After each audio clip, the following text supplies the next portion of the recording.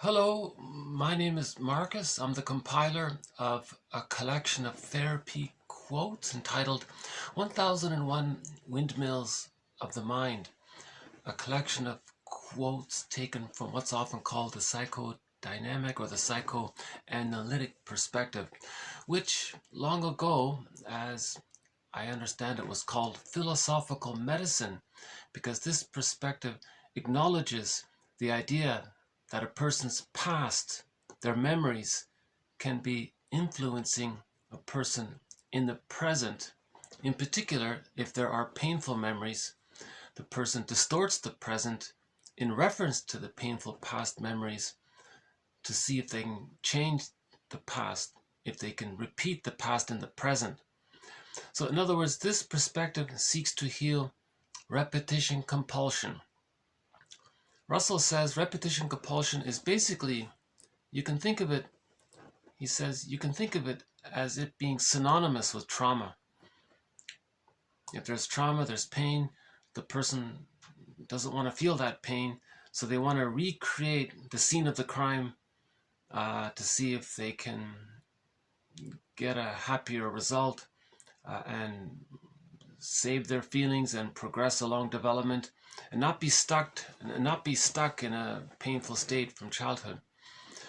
So the past 4 videos I think are quite valuable, beginning with TQ 2119 and then the 3 videos following it.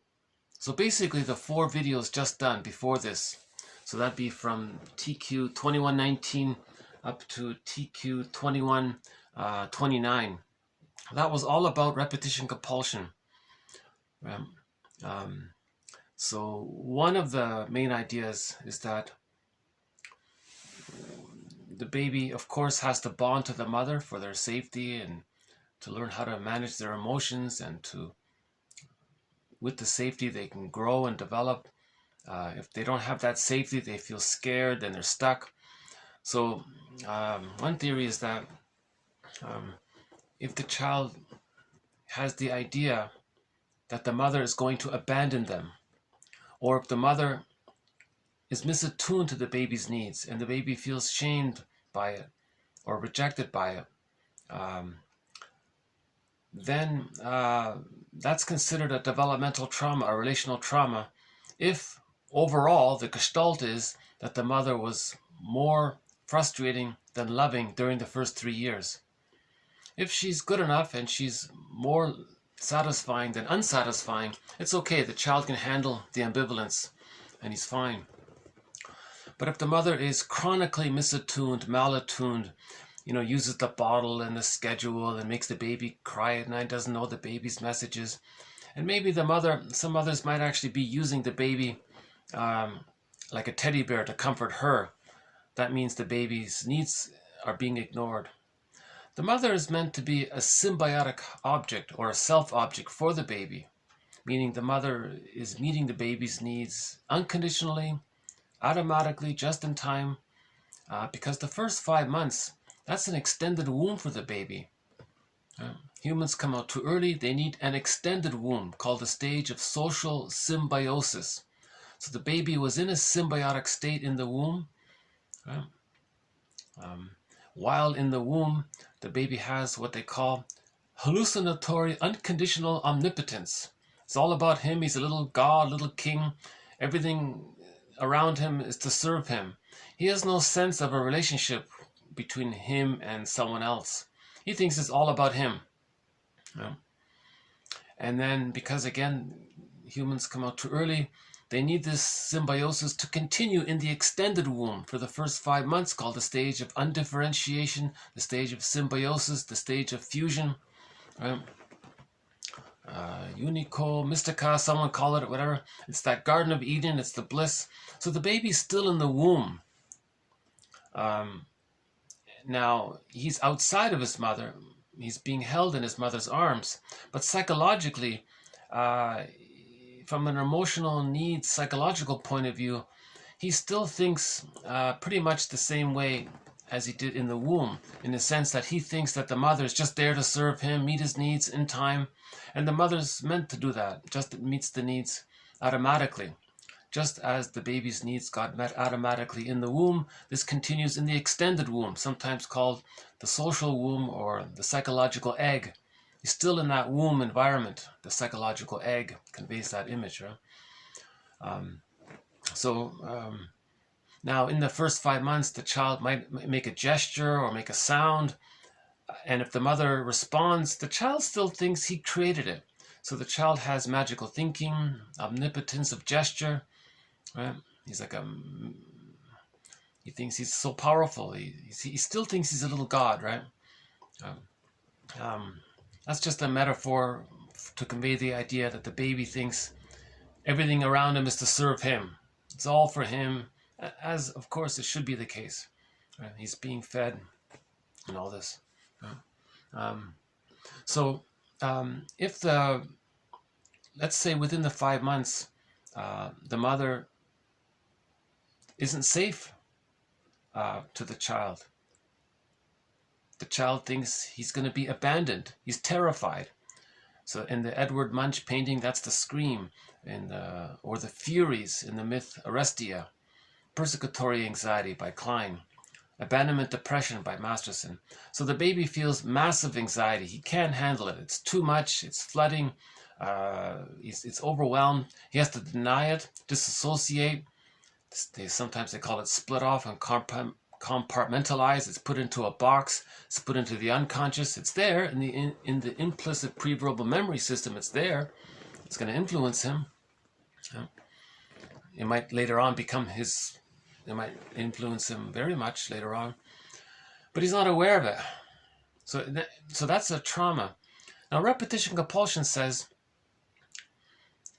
Okay, so trauma means that when he lost the bond, the safe bond with the mother, he lost his feelings, his golden ball, his feeling self, his golden ball, got put into the unconscious. Again, Robert Bly's metaphor, by the age of 5, so much of who we really are, our golden ball, our feelings, etc., gets put into this bag.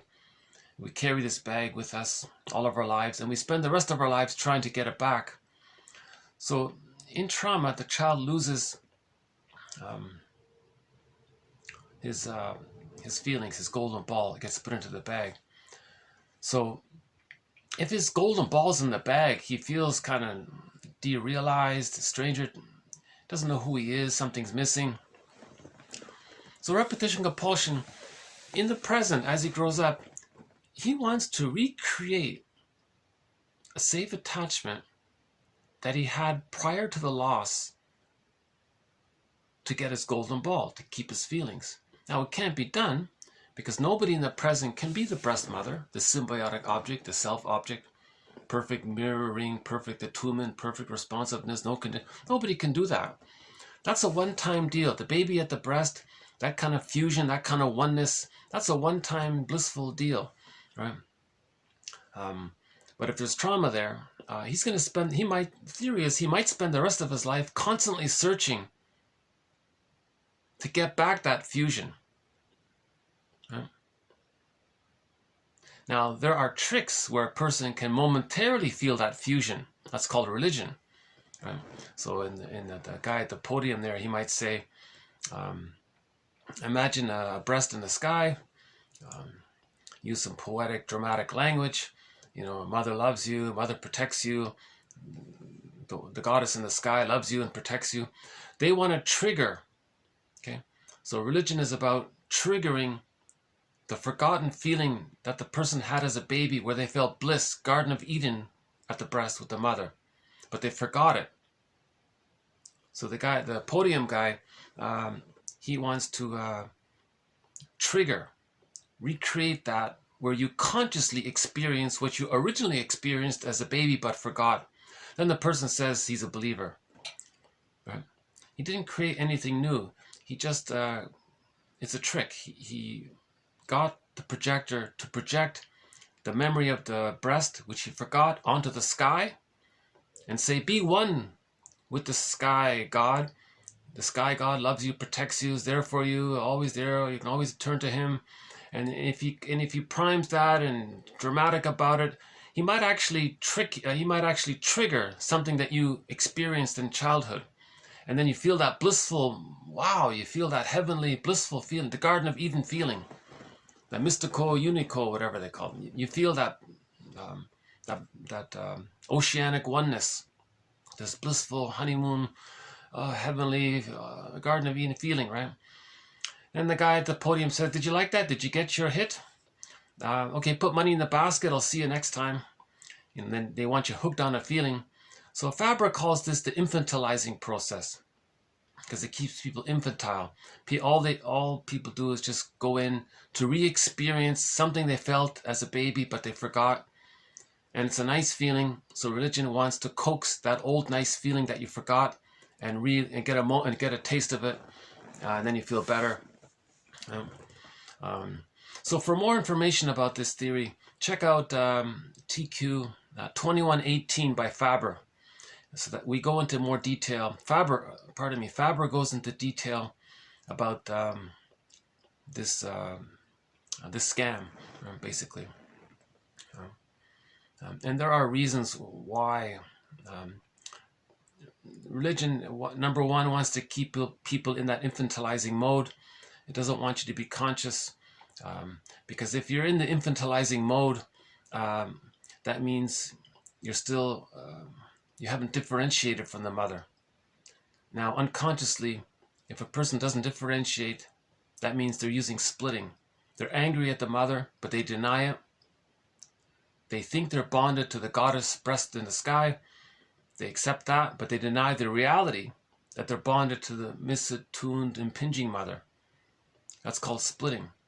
Now, splitting is then used whereby if the person is really bonded to the frightening mother, and it's in the unconscious, later on a person can say, "Hey, those people out there, or this or that out there, or this thing, or fill in the blank, that fill in the blank, is so bad." That coaxes, that triggers the person to project the frightening mother onto fill in the blank.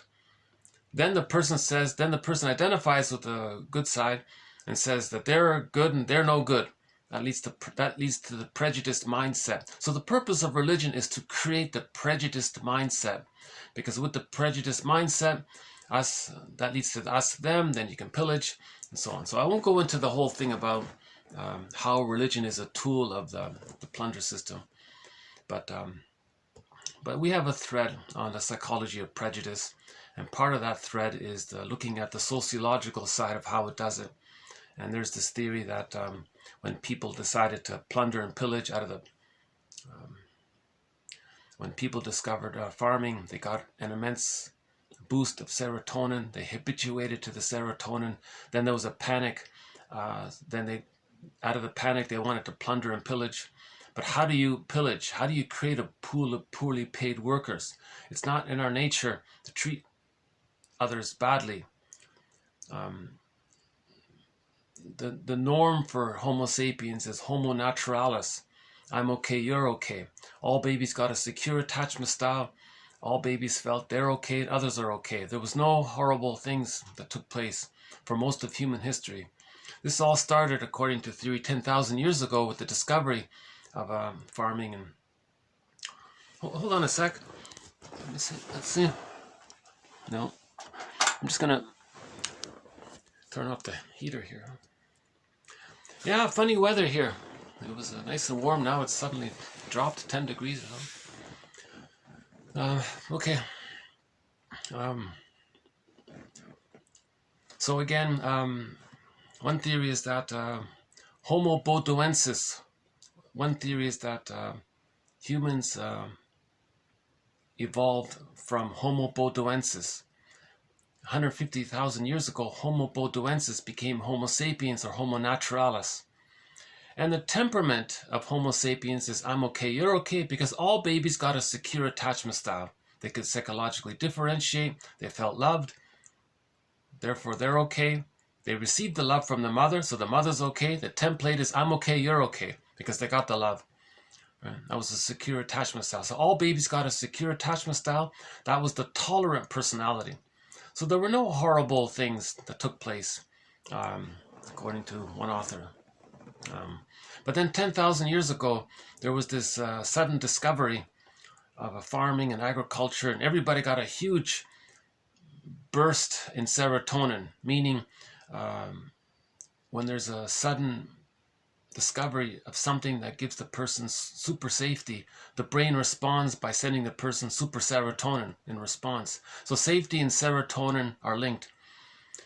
When the mammalian part of the brain receives something that it interprets, that it believes that the person or the organism has, it sends the person serotonin. So all of that food released all of this serotonin. But then what if there's a weather problem, or then people panicked, so they decided to pillage. But how do you pillage? They said, well, we got to change this tolerant personality. It's not in our nature to hurt others and force them and to do it and these things. But out of some kind of manic panic, I guess the theory is, they said, well, one way to create the prejudiced personality, we got to manufacture this us versus them. We have to traumatize the babies. So they'll grow up with a lot of hate, and they can transfer that hate onto others, and they can have the fantasy that they're okay and others are not okay. So what they did was they called it suffer the children. So the babies were removed from the mothers. That traumatizes the baby. He didn't get his needs met. Right?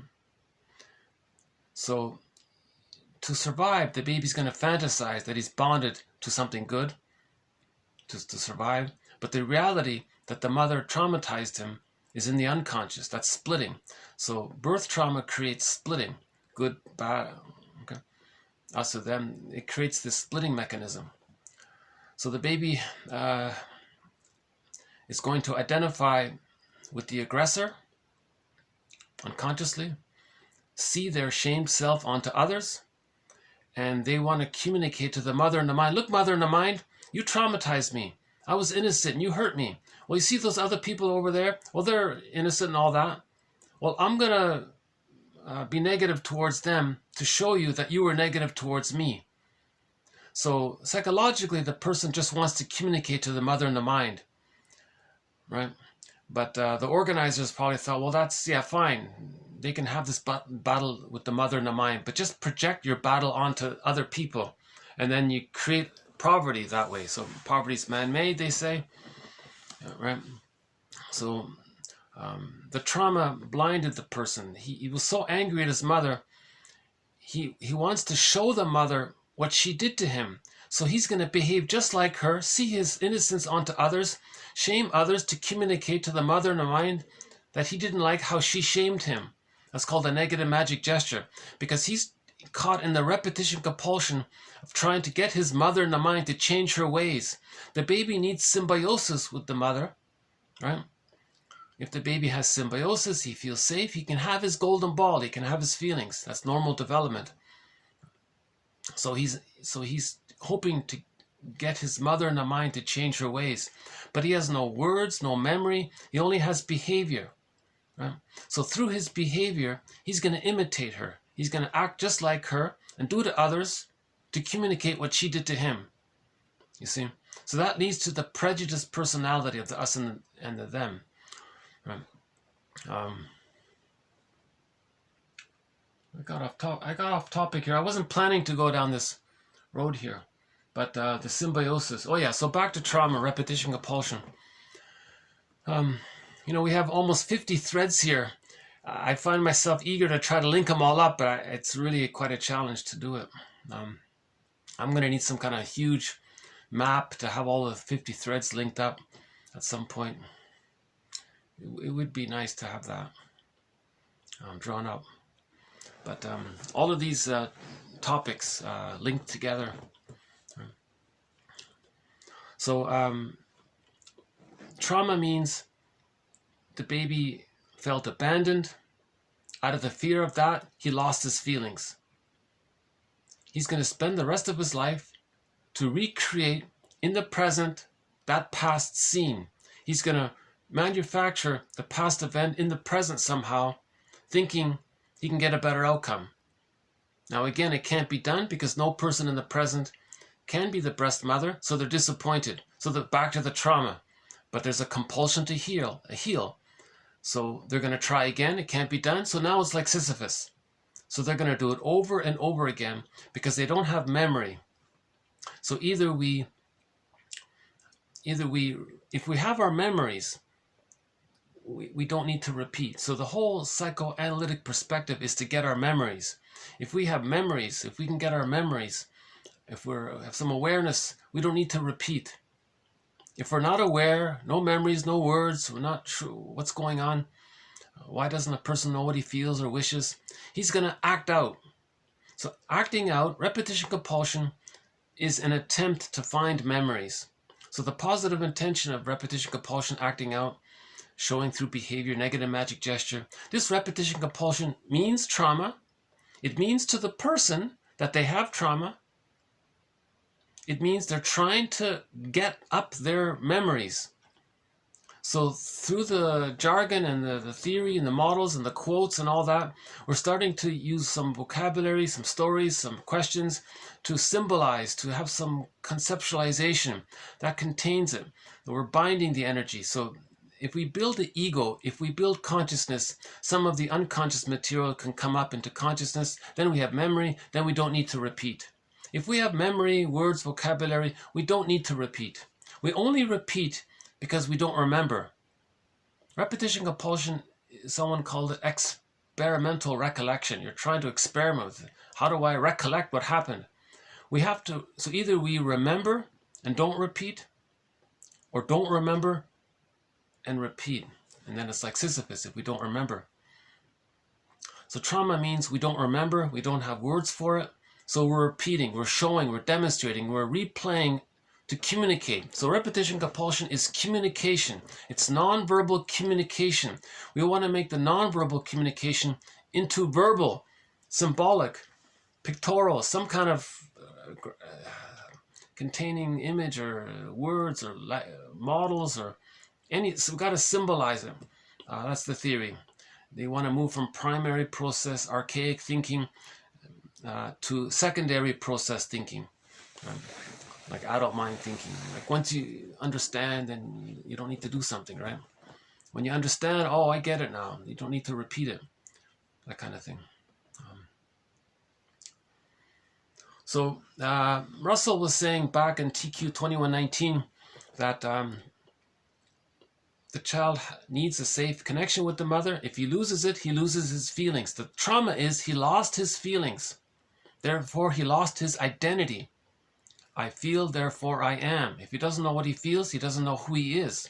So he wants to recreate that trauma, have the connection to get his feelings so he can have his identity. But the child can't know his real identity if he doesn't get his symbiotic needs met. The child needs symbiosis with the mother for the first 5 months. He needs to enter into that egg period. If he doesn't enter into that egg period, or if he's prematurely ejected, or if he's in it but he can't get out, if there's a problem there, stunted development, relational trauma, developmental trauma, fixation, these kinds of things, he's going to repeat that old scene. Russell says he wants to go back to the point where things were good with the mother and then go forward but not experience the trauma. But it's a mistake because you can't travel back in a time machine to that period. And if you think you can recreate the past in the present, that's also a mistake because the present is not the past. So the goal of the psychoanalytic perspective is to mourn the loss of the past, not still try to correct it or still get the needs that you didn't get. You can't still, it's a one-time deal. Birth to 3 is a one-time deal, right? If you got a secure attachment style, you're blessed, you're lucky. You have the psychological birth, you know yourself, I'm okay, you're okay. Marriages become like fine wines, you're happy at work and love. You have all that, right? But if the person experienced more frustration than satisfaction in the first 3 years, according to where along that continuum, and he's stuck there, he can't still try to get the needs that he needed from birth to 3, late after 3. He can't still try to do it. But that's what a lot of people are doing. That's what repetition compulsion is sort of trying to do. It's trying to still get those needs. Right? So Russell says, well, if you're aware of that, if you're aware it's a communication, that it's a mirror, if it's a mirror, then you go, oh my God, now you have choices. So this first quote here is in relation to Margaret Mahler's theory. TQ 2130 is sort of, I think it's helpful. She applies, this quote here applies adult relationships as a replay of the first 3 years. So if the first 3 years didn't go well, when a person gets married, they're going to redo those 3 years in an adult, new, contemporary way. You don't really see it that way. It looks a little different. But psychologically, emotionally, they're actually trying to redo those 3 years or correct the 3 years. So it's a kind of repetition compulsion where you're trying to repeat the past in the present. But if you're conscious of it, then the marriage can become a spiritual path. Bergler says, after the honeymoon period, run to the therapist. Because after the honeymoon period, the partners, one is going to differentiate out of the egg first. Then the other one who's still in it is going to feel betrayed. Then they start arguing. But the other one says, I can't go back to that honeymoon period. That honeymoon period can't last forever. The baby at the breast, that's 5 months, 6 months, 7 months tops bliss. The maximum is 7 months. The range is 3 to 7 months. Mahler says on average 4 to 5 months. So in the replay with the marriage, the honeymoon phase might last about 3 to 7 months. Maybe a year or something. But the point is, it's not going to last forever. At some point, someone wants to know themselves, have their interests. They can't stay in that fusional mind reading, always your antennas perfectly attuned to the other person, and the two of you are constantly one. You're glued at the hips, and you know what the other's thinking, and they know what you're thinking, and you can finish each other's sentences. And you can't always stay in that kind of fusional state. Someone wants to have a little autonomy. It's nature's drive for each person to know themselves. They can't recreate. You can recreate that blissful heavenly Garden of Eden temporarily, but then a person's going to want to hatch out of that egg. Doesn't mean they leave that's the point. A lot of relationships do end because when the honeymoon period is over, one person wants more freedom, one person feels betrayed, then they start arguing, the relationship becomes like sour milk. Bergler says, oh my God, at that point, that's a healing opportunity. You have an opportunity for healing, psychological development, to heal repetition compulsion, to heal your trauma. Marriage can be like a therapy there. Run to the therapist and be aware that you're replaying Margaret Mahler's theory of the developmental process called the separation individuation process. Again, this process begins with symbiosis after birth. That's the egg. The baby hatches out. Now he's going to practice with the idea of becoming differentiated. Now the magical thinking is still there up until the age of 18 months. So from 5 months to 18 months, he still thinks it's all about him. So that's called the stage of mirroring. So in the case of the baby, when the baby begins to hatch out and he starts to learn, the world is his oyster, he's very excited, he's hatching out, he's new, wow, he's still in the blissful state, right? He still thinks everything around him is there to serve him. He's still very blissful, but now he has mobility, he's running around, so he thinks it's all about him. So he's a toddler thinking he's a little god, basically. So he's very excited. He's going to look into his mother's eyes, and if the baby needs to see that the mother's okay with him experiencing this kind of love affair with the world, they call it. And that child goes, okay, well, I can be me and learn. and enjoy this period, this time. And then something happens at 18 months, a watershed moment at around 18 months. The child realizes on his own naturally, whoa, I think I'm starting to get it. It's not all about me. Mother's a person and they're separate people. Oh, and I'm a separate person. Whoa, but I'm so little and everything around me is so big. Hey, Ma, Dad, I got a lot to learn here. Can you help me? The parents say, yes, we're here. You can learn something. Come to us for knowledge or for whatever you need. We're a secure base. So the child between 18 months and 36 months needs what's called communicative matching, or safe play, or like improv kind of thing. So the child runs back to his mother. Wow, I found this. And the mother goes, yeah, cool. I can show you what I know about it. Really? You're going to teach me about this? Yes, of course. So the child really gets the sense that he sees that it's okay for him to become psychologically autonomous. The child doesn't get the message that if he becomes himself, he's going to hurt his mother or disappoint his mother or betray his mother. See, some mothers do that. Some mothers give the covert, invisible signal. Wait a minute. If the child learns too much and outdoes me kind of thing, and is more psychologically healthier than the child doesn't need me, the mother might think, oh my God, then she feels separation and anxiety if the child becomes autonomous. So some mothers give a disapproving look or something. The mother thinks, oh, the child has the conclusion, I have to give up me and not be successful to have mother's approval. So then they're stuck. See, that leads to dysfunction right there, right? So if the child gets his needs, first symbiosis, first 5 months, mirroring 5 months to 18 months, and then the secure base plus communicative matching or improv from 18 months to 36 months. If he gets all of that, another watershed moment at around between 30 and 36 months, much more differentiation takes place. The child no longer needs to coax the parents to communicate what they're feeling, because the parents were attuned, so the parents met the needs appropriately. So the child doesn't have to see the mother as all good or all bad. It's just she's a pretty good person, sometimes imperfect, but he can handle the ambivalence with the mother. So there's whole object relations. Now there's more differentiation. So his blueprint in his mind, in his memory system is, I'm okay, you're okay. That's what normally happens. That's what's meant to normally happen. And that's what did happen for 150,000 years for babies.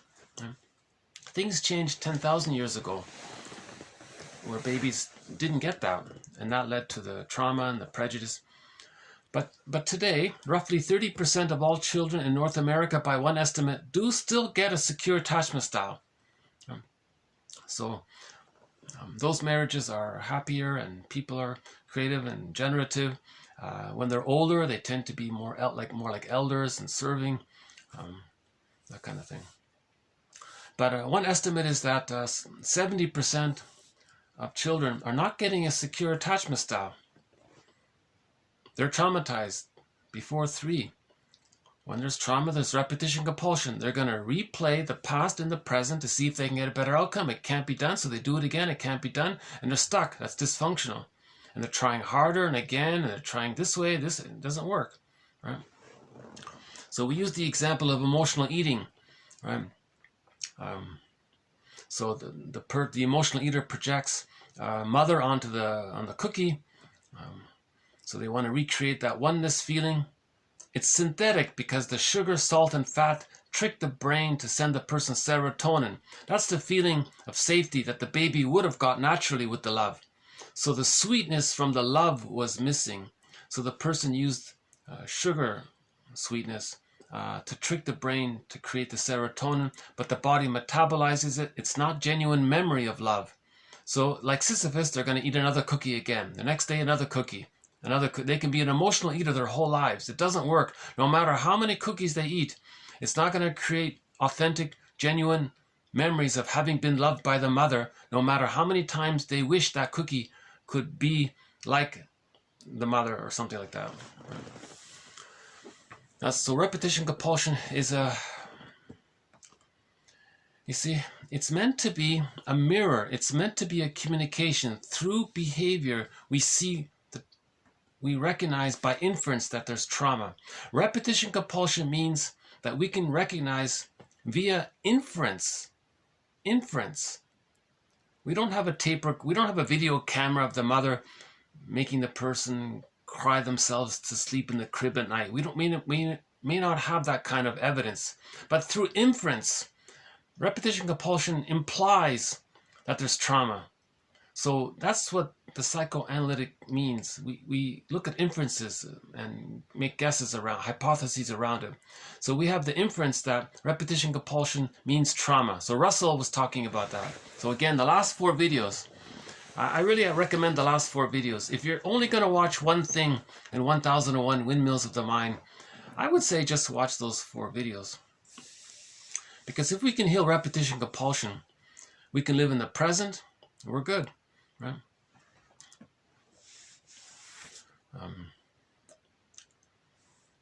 Okay, so let's see again. Hold on a second.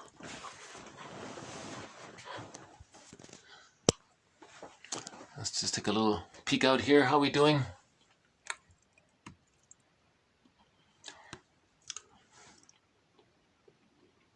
You know, it doesn't look too cold, but it's actually only about 6 or 7 degrees out there, you know.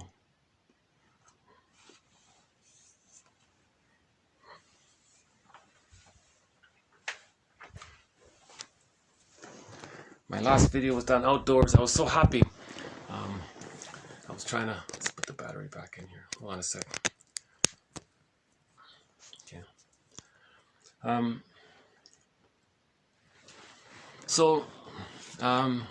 This first quote you're going to hear is linked to what I've been trying to describe. Margaret Mahler's theory of what's called the psychological birth. She says that the baby's psychological birth doesn't automatically occur with the biological birth. Yes, there's the biological birth. The psychological birth occurs at about the age of 3 if the child goes through the separation individuation process, enters into the egg, begins to hatch out, is seen and accepted, can play and feel safe, gets the message that he doesn't have to give himself up to be loved by his mother. Right? So there's a book entitled, Do I Have to Give Up Me to Be Loved by You? That's the actual title of a self-help book. Do I have to give up me to be loved by you? That's the question every baby asks their mother.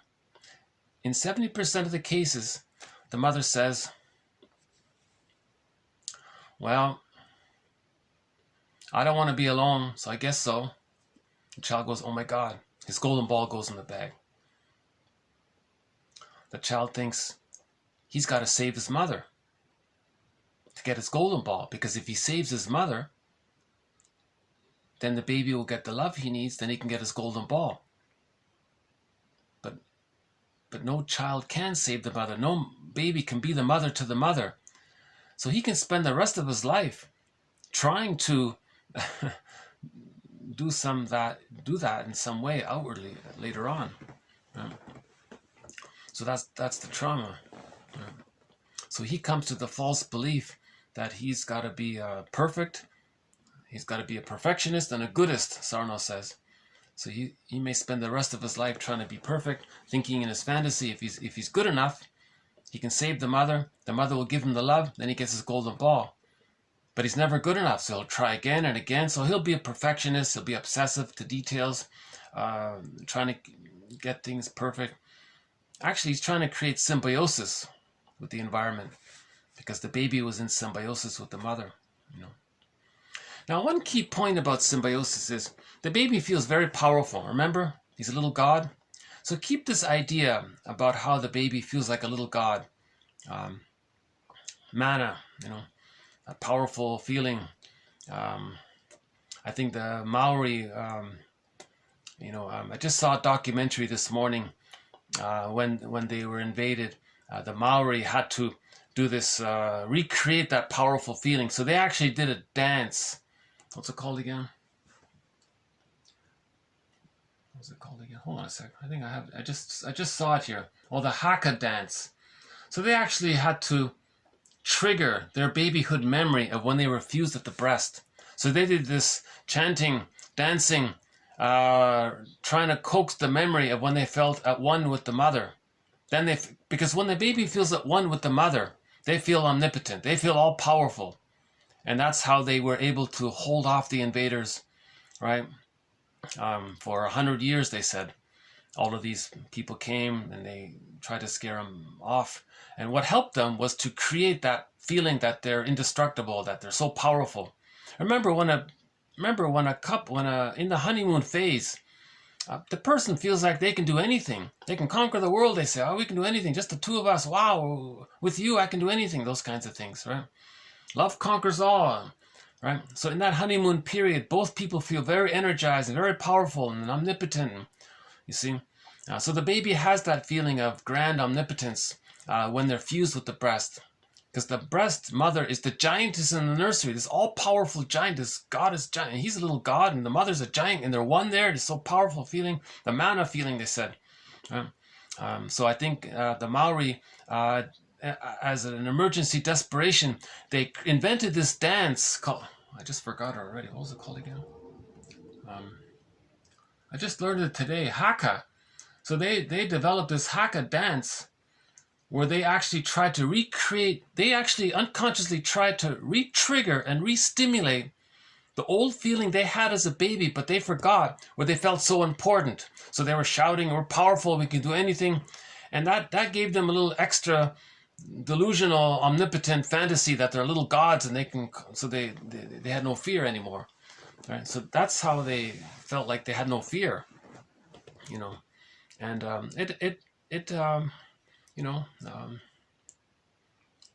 and the sad story is they came back 100 years with all these weapons, and so they were overpowered. So a sad story about that. But another dark chapter in.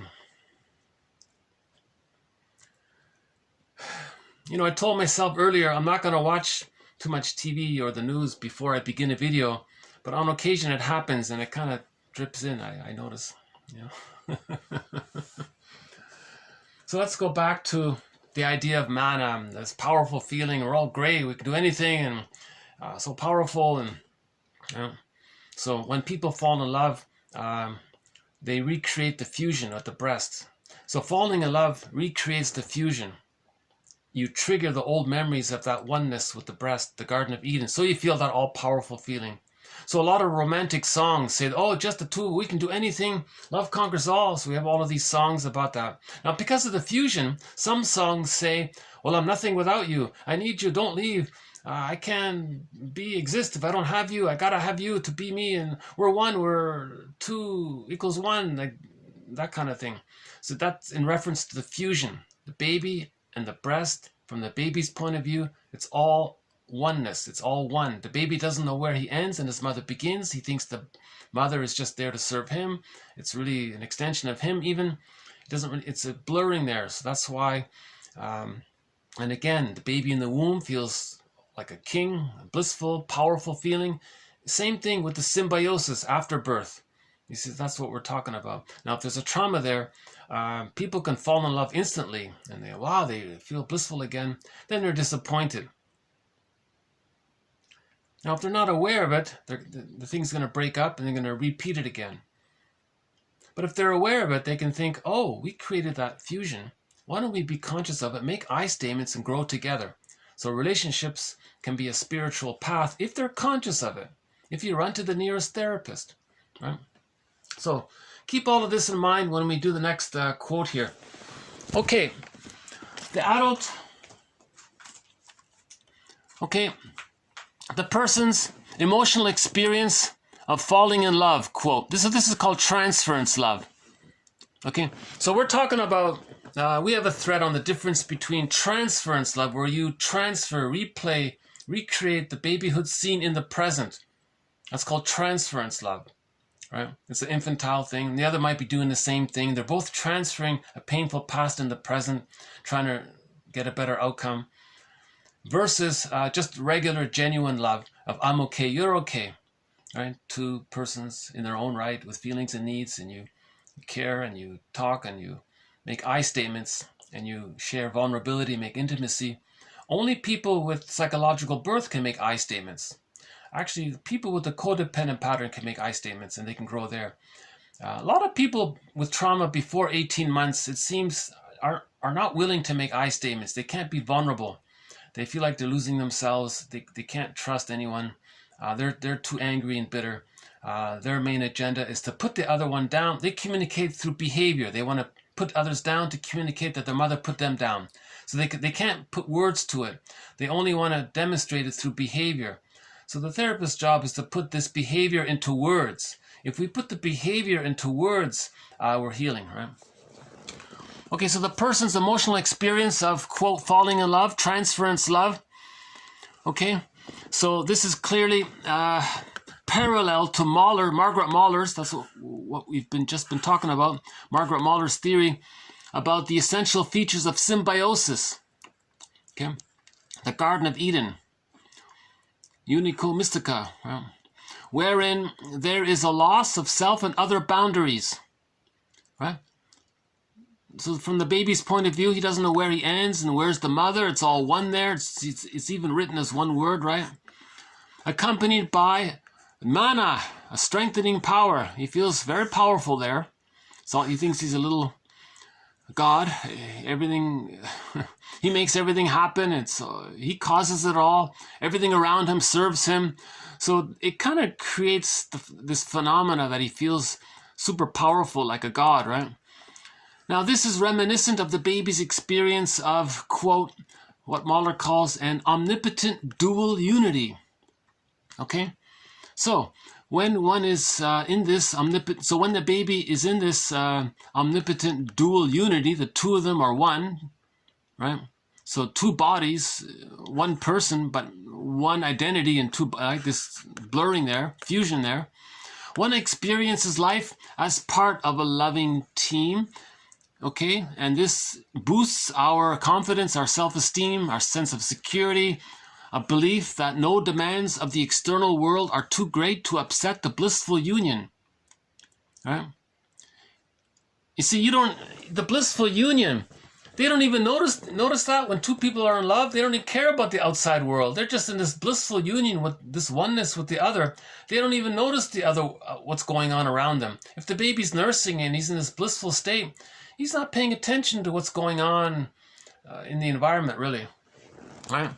One hears this omnipotent quality in the commonplace adage, love conquers all. Right? Right?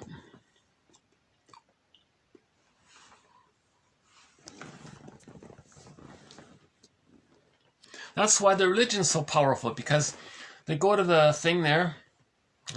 The guy, the poet, the guy speaker there, he wants to beat the drum, so to speak, with his poetic, hypnotic language, whatever however they teach these, whatever they teach at the cemetery, this hypnotic kind of talking, and then they want to, like that Haka dance, the chanting, rhythmic chanting, they want to remember the baby. Here's the heartbeat.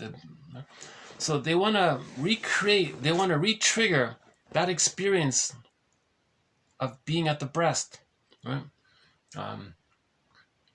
So that's why the person feels better and powerful, more self-esteem, more confidence.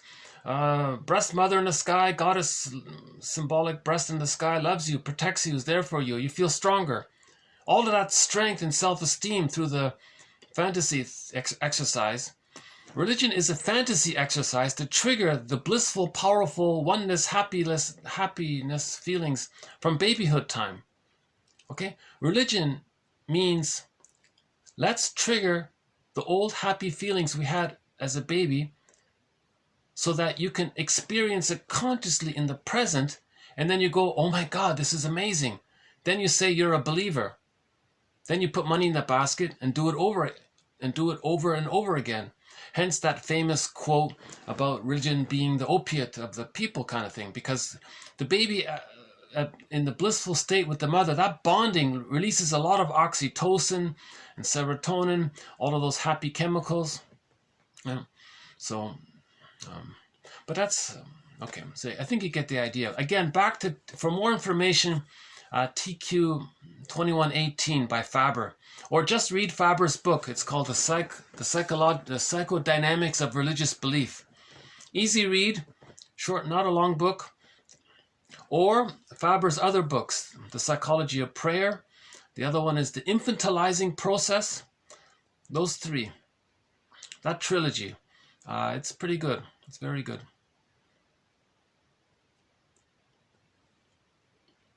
In the future, I'll have some quotes from his other book about the New Age movement.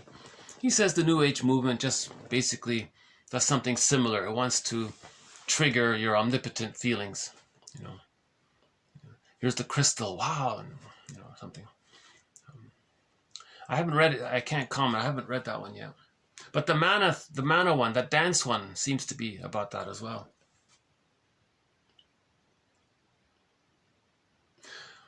So now remember, because of the fusion there, when the couple recreates that fusion with each other, triggering that blissful feeling from the past, right? Then they feel as one. The two feel like one. Then the person might write a song, I feel nothing without you. So why don't we play that song? Actually, I have it queued up here. There is a song called Nothing Without You. Air Supply has one, right? Something similar.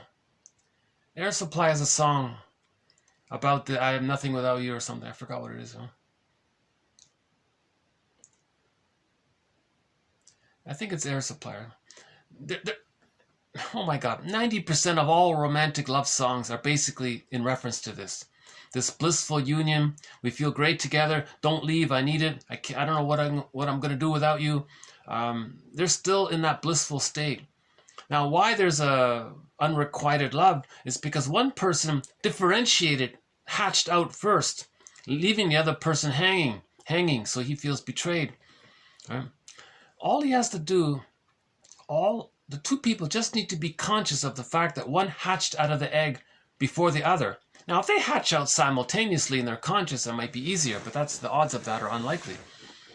Well, maybe it does. Right? So we don't have to feel betrayed if we understand what's going on. If we understand that the couple, the two of them, are replaying the birth to three state. They're replaying the separation individuation process because the original go at it was problematic. So they're replaying it in the marriage. So they recreate the egg, the fusion, the symbiosis. One hatches out, and the one that's still in it, in the lingering of it, feels betrayed. Then they have all these songs, don't leave, I need you, nothing without you, please come back, and all of these unrequited love songs. But if they're conscious, this is the point I'm bumbling on.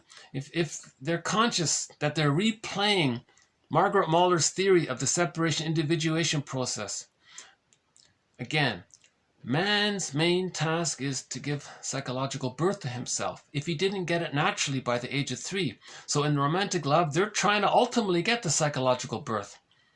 Each partner regarded each other as a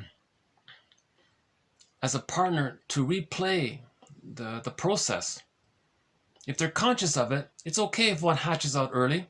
The one who hatched out early can be partly in it and wait for the other to hatch out, and they can both hatch out, and then they can both see each other and support each other. Then they can both be a secure base for each other. Right? Then they can both support each other's interests, and they can both feel more aliveness of emotion, and then they both can they continue to make I statements. Then those marry and they grow like this. Now, if two people have the psychological birth, that's pretty good, you know. There's a lot of there's a calmer quality to it. I think it would be a calmer quality to it. I think they can accomplish more with that kind of natural appreciation and gratitude for each other, because with the psychological birth, they have gratitude for each other. They can repair things. They understand each other. They understand what they're going through. See, there's a lot, it's healthier, right? That kind of thing. Rather than always trying to change the partner, like that song, like that famous play, I love you, you're perfect, now change. The other one says the same thing, no, I love you, you're perfect, now you change, now you change, now you change. And they're in this constant hostile dependent relationship. They're both trying to coerce the other to play the role of the parent so the other one can grow. And the other one's doing the same thing, and they're in this battle all the time. You know, it doesn't need to be like that. All they have to do is be aware of it. Right? You know, there is a book that partially, I don't really recommend it, honestly speaking, but it did attempt the positive intention. I think they did maybe a little bit glimpse it. It's called The Quest for the Mythical Mate. That book there, they didn't do a good job, honestly speaking. I'll just say for myself, I didn't think they did a good job. But at least it acknowledged the idea about this, how marriages are a replay of the first 3 years. Right? Okay, let's just do that quote again. The person's emotional experience of falling in love. Okay, now this, so this falling in love is parallel to Mahler's account of symbiosis, where there's a loss of self and other boundaries, ego boundaries. Okay, accompanied by this quote, strengthening power. You feel stronger for it. The mana comes in for some reason. So that's a little mysterious about that. Why the baby thinks he's a god, and how the little toddler thinks the world is his oyster, love affair with the world. He's so powerful and excited, and he can create everything. He's like a magician. So there's that kind of strengthening power. So this is all reminiscent of the original phenomena where the baby's at one with the breast mother, omnipotent dual unity, right? So this loving team heightens the sense of self-esteem because there's extra safety, extra security, right? There's no fear there. So you can draw on your natural power, not based on fight or flight or freeze or disassociate or hide. You can just, whatever vitality that you're born with, you can feel your natural vitality, your life force, you can feel it. You don't have to, your life force doesn't have to be flooded with cortisol and stress and adrenaline in some kind of panic reaction or something. You can just feel your natural life force. So that's pleasurable, right? That's life force is generally a pleasurable, right? So, and then when you have that kind of mana, you believe that you can do anything. Love conquers all kind of thing. The infant behaves and functions as though he and his mother were an omnipotent system, a dual unity within one common boundary. The person's experience of falling in love, there can be like a sudden instant intimacy characterized by a sudden collapse of the barriers between the two. Now, they may nostalgically mourn the loss of the honeymoon phase, the symbiosis, right? The bliss, the mana. It's going to end, and they may mourn the loss of it. And they know that they can never again experience such innocent love. Innocent, pure, blissful, Garden of Eden, heavenly love. That's gone, right? Maybe they can get it for a moment here and there, but basically they can't live in that state, right? Just like the baby can't live in the uterus all of his life.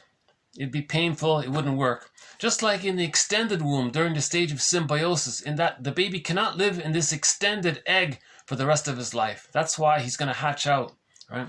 So there's going to be an eventual leaving out of this blissful honeymoon period, they call it. But this is a stage of accept. Now you can accept each other as is. Okay? A vow to the person you are living with, okay?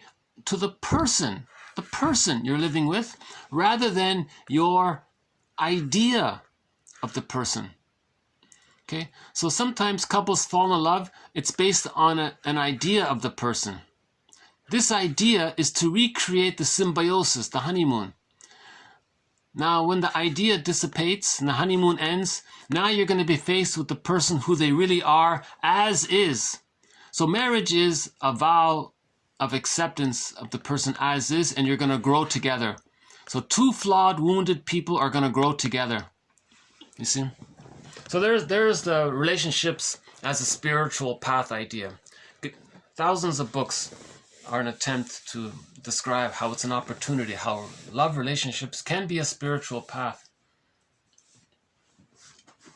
Here's that song, Nothing Without You. Very popular singer from Pakistan. His name is Nusrat Fateh Ali Khan. The song is called Nothing But You. I think this song relates to the symbiosis. When they're in that honeymoon period, someone might be hatching out. The first person says, oh my God, don't leave. I'm nothing without you, because they feel like they're one there, right?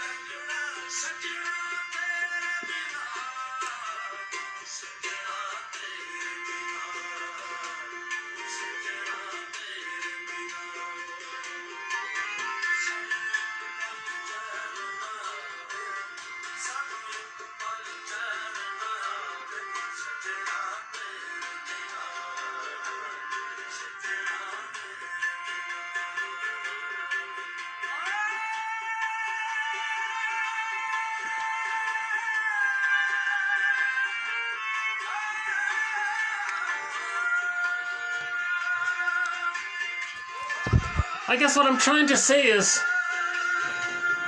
this quote can save marriages. This quote right here can save many people's marriages. 21, 30 can save a marriage. Let me just put this thing back in here.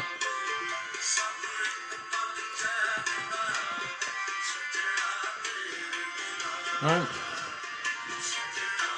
So, review the theory by Margaret Mahler about development. That there's a trauma there. When people get married, they're going to replay the past in the present to get a better outcome. Now, if they're conscious of it, they can do it. But if they're not conscious of it, they're going to argue and re-experience the disappointment that they had. And that's why they're attracted to the person they married, because they thought it most closely resembled, for them, the ability to remember the past so they can relive the past in the present to get a better outcome. Now, if they're not conscious of it, they're going to be disappointed just like they were originally disappointed. Because without consciousness, no person in the present can compensate or make up for what happened back then. No physical adult partner can be the breast mother and be perfectly, it's impossible, right? It's ridiculous. But if the two people are conscious, they go, oh my God, they get it. Once you get it, you're good. You can save the marriage. All you have to do is learn how to make an I statement.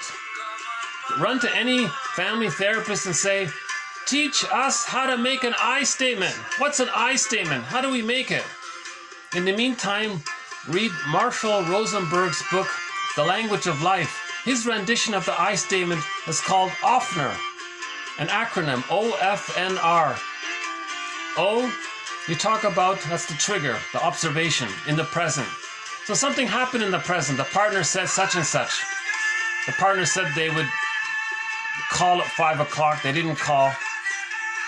But that triggered you. Okay, now if you're triggered, you're reminded of something in the past. Okay? So you share to your partner, hey partner, let's do an I session around here. So the observation is, I remember we agreed that you'd call at 5. You didn't call. So that was the observation. You don't try to criticize the person. Just state the facts. It's an observation. That's why they call it observation. Just describe it as an observation, and then you share with your partner your vulnerability. Now that was a trigger. That observation. what happened was, it reminded me of when I was a child, of when I had this need. So O, F, and R. Now you go to the F and the N. The F and the N are linked. So the F is a response to the N. If the N, the need gets met, if the need gets met, the feelings are positive. But when a person's triggered, some need didn't get met and the person felt scared or pain or something, right? So you say to the partner, so when that happened, you said you'd call at 5, you didn't call. You know, it reminded me of when I was a kid and I had this need for safety and trust and connection with my mom or whoever, the brother or whoever you trusted back then. And, you know, I remember there was a time when my parents said they'd pick me up at school and they didn't do it. And I thought, oh my God, I really got scared for a while. And it really terrified me. And there were these strange things around and I got really scared. And I think what happened was, when you didn't call, it reminded me of this old childhood experience where I had this need for trust and safety and connection, to be able to trust my parents. And that didn't get met at that time. I felt very scared. And this stuff is coming up now in the present. I'm being triggered of this old thing in the present. And the person might say, now the R part, you come in the present and you make some kind of request. Usually the request, Rosenberg says the request is, you want to make sure that what you said didn't trigger them. So so his example is, do you mind relaying back to me how you're hearing what I'm saying? And the partner usually will say, oh my God, you know, because he shared the vulnerability, he shared what's alive, what's real. He'll apologize, very sorry, didn't mean it. Or he might say, oh yeah, I'll tell you the truth. And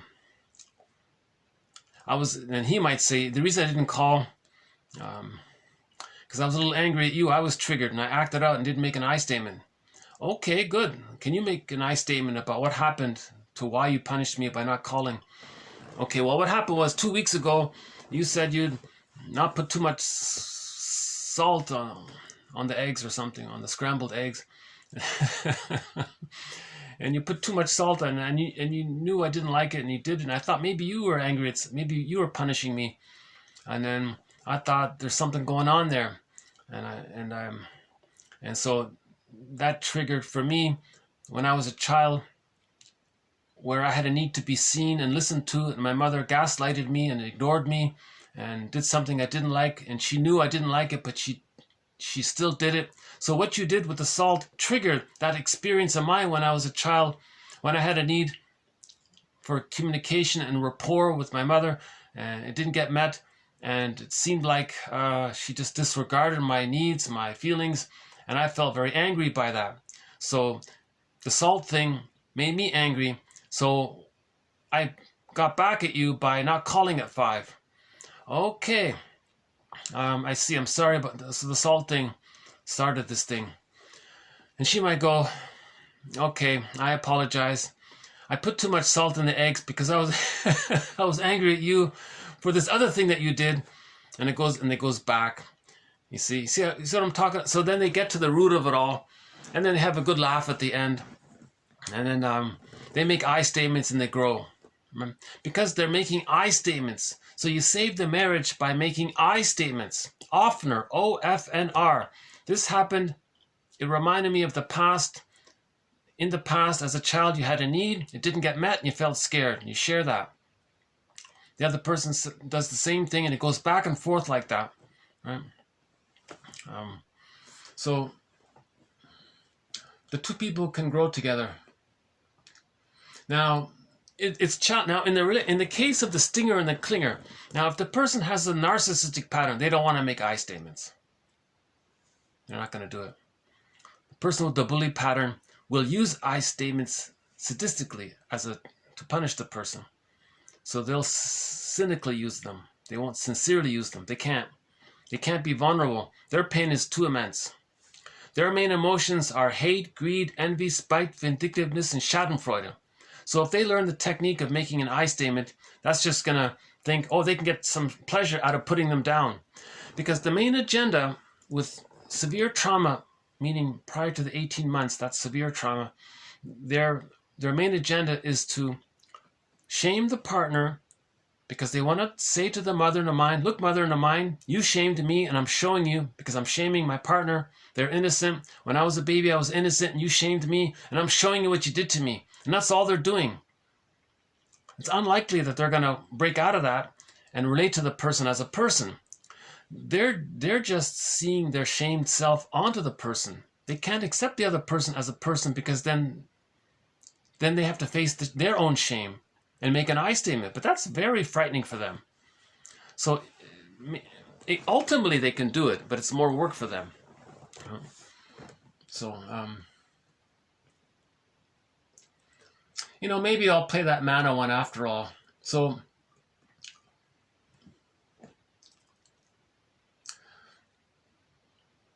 back to the blissful, the honeymoon feeling where you feel so powerful. So I think this Haka dance where, the invaders were coming and the indigenous people had to crank themselves up. So they intuitively wanted to trigger their babyhood memory of when they felt omnipotent and so powerful like little gods, and that helped them to make them fearless. So I think that's what took place. So I'll play a little bit. It's called the Haka, right? So there it is there.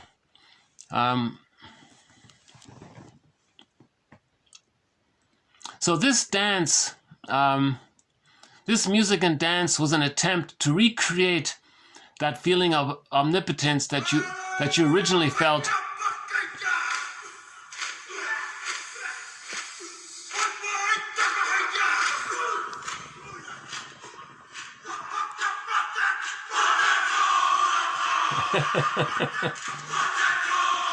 And you can see some sports teams, they want to crank themselves up and recreate that feeling of omnipotence. So some sports teams actually stole the Maori,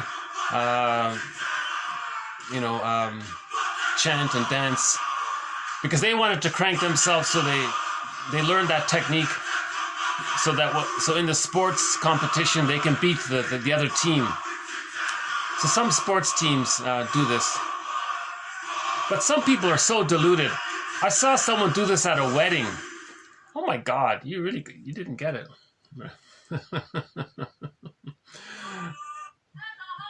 The man and the woman got married, they're happy. They don't need to argue with each other. What are you creating this? But there is some intuitive link there because the wedding guests were doing this chanting, powerful thing. They already feel it. The couple already has it. But the guests are doing it for themselves. So it wasn't a gift, really. Right? So the couple, they're looking at them in this bemused look, We feel happy together. What are you guys doing? Why are you thinking that this is a gift for us? You're doing this you're using our marriage as an excuse for you to recreate the blissful feeling that you had of powerful greatness with your mother, that you felt as a baby with your mother. You're doing it for yourselves. It's not a gift for us. We already feel bliss. So some people don't understand the idea that we're talking about here. So again, these chants, these songs, it's meant to trigger the babyhood experience of bliss at the breast, where the baby felt omnipotent, all-powerful. They can do anything. They can conquer the invaders. They can do anything, right? In the sports team, we can beat the other team. Those kinds of things, right? So in romantic relationships, that's the honeymoon period. They feel so great like this. Now the point is, it can't last forever, right? One's going to hatch out of the egg. If they're aware of it, if the two are aware of it, they can save the marriage. Right? Do one more here.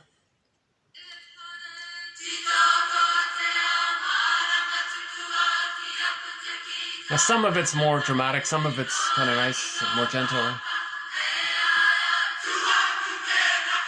Yeah, so this, if it's strong like that, they're trying to induce that.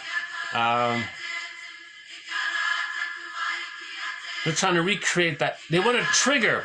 You see the powerful loud shouting, chanting.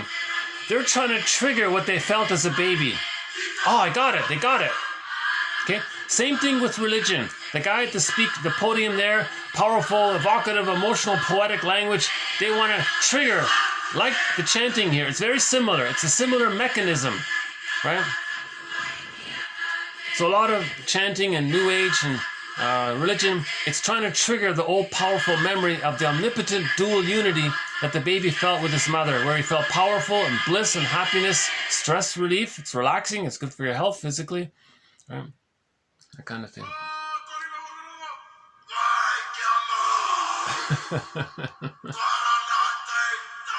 You see, he's trying to recreate that powerful feeling. See how powerful we are, right? And they're stomping their legs on the ground, and they're slapping their thighs, and they're making very dramatic power. God, we're gods. We're power. We can do anything, kind of thing. So they're trying to with the dance and the chanting and the loud singing. They're trying to trigger what they felt as a baby. So they're doing the same thing. So whatever it was, 1,000 years ago, whatever, they're doing the same thing that, you know, that still people do today.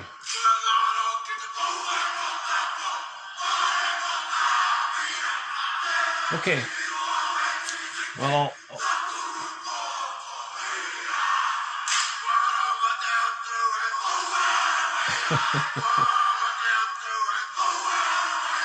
okay, I'm going to hit the pause button here, and maybe I'll come back to it at the end.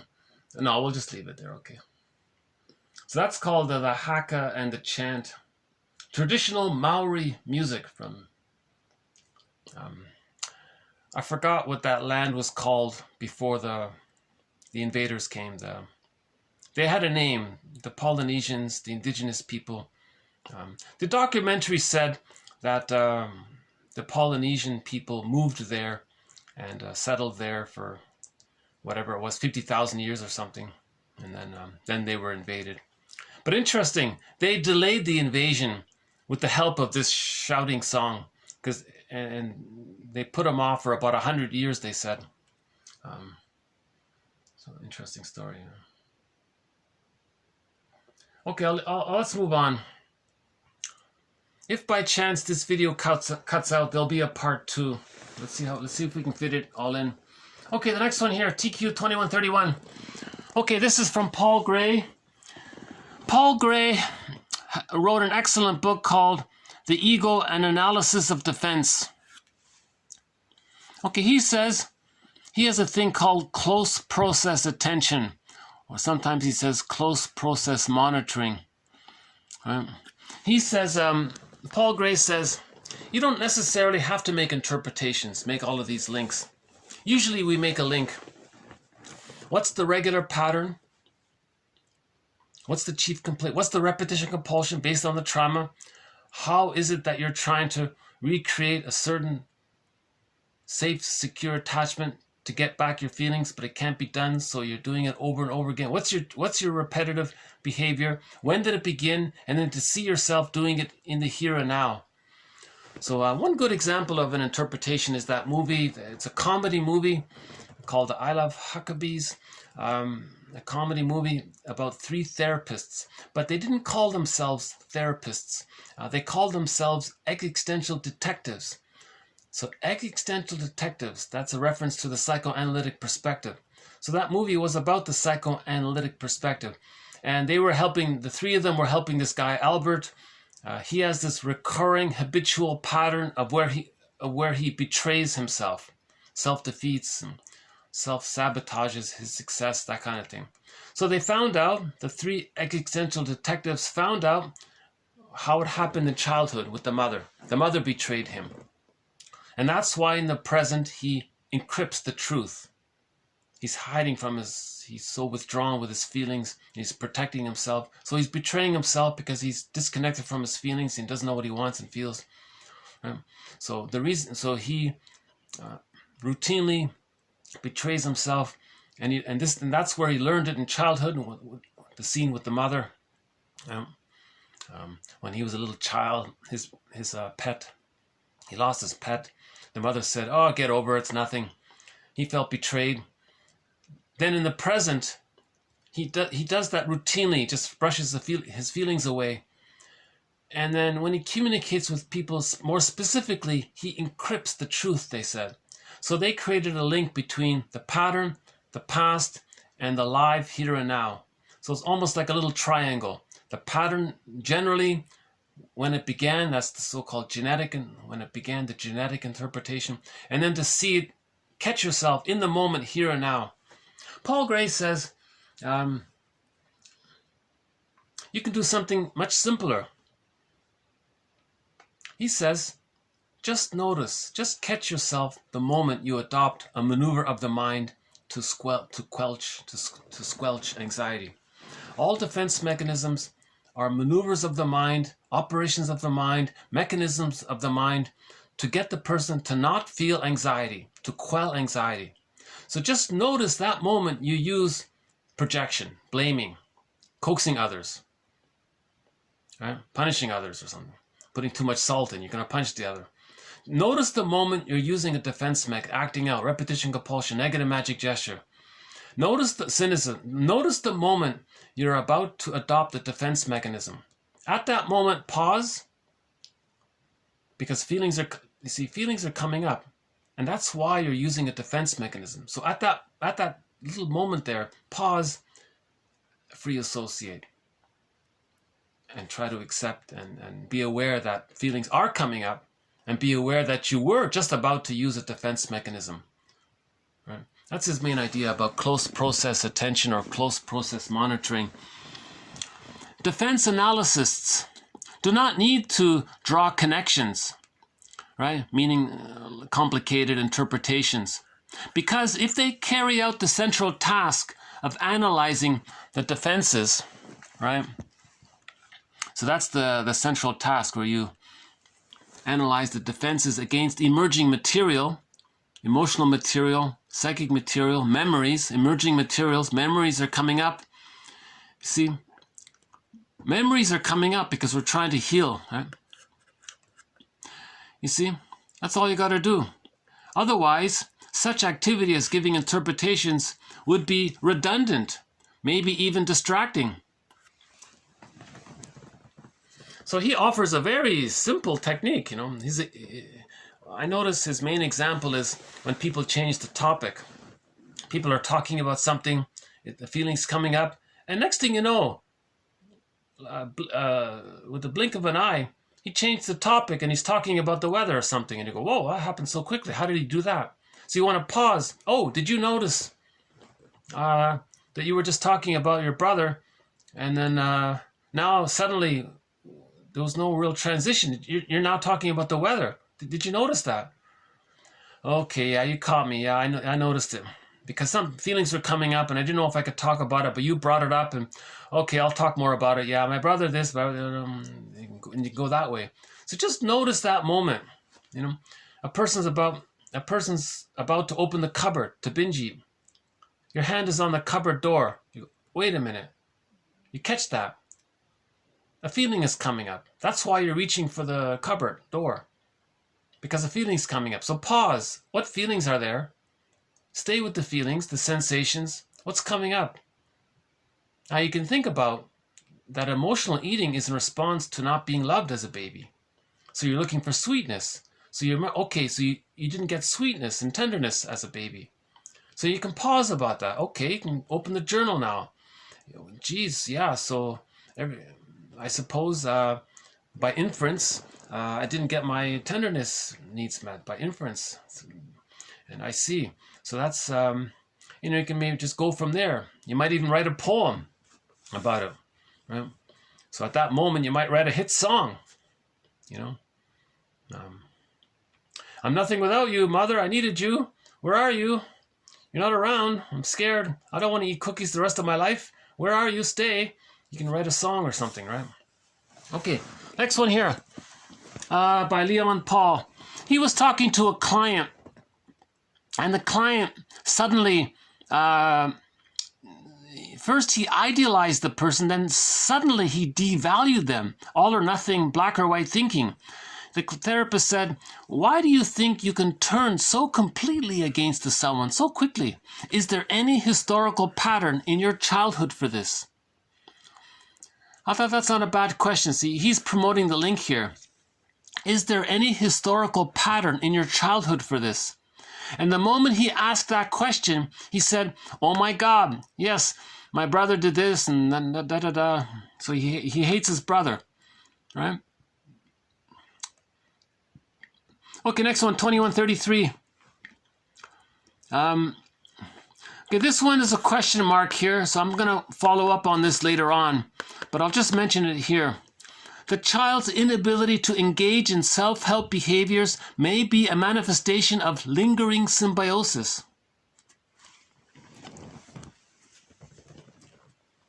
So the baby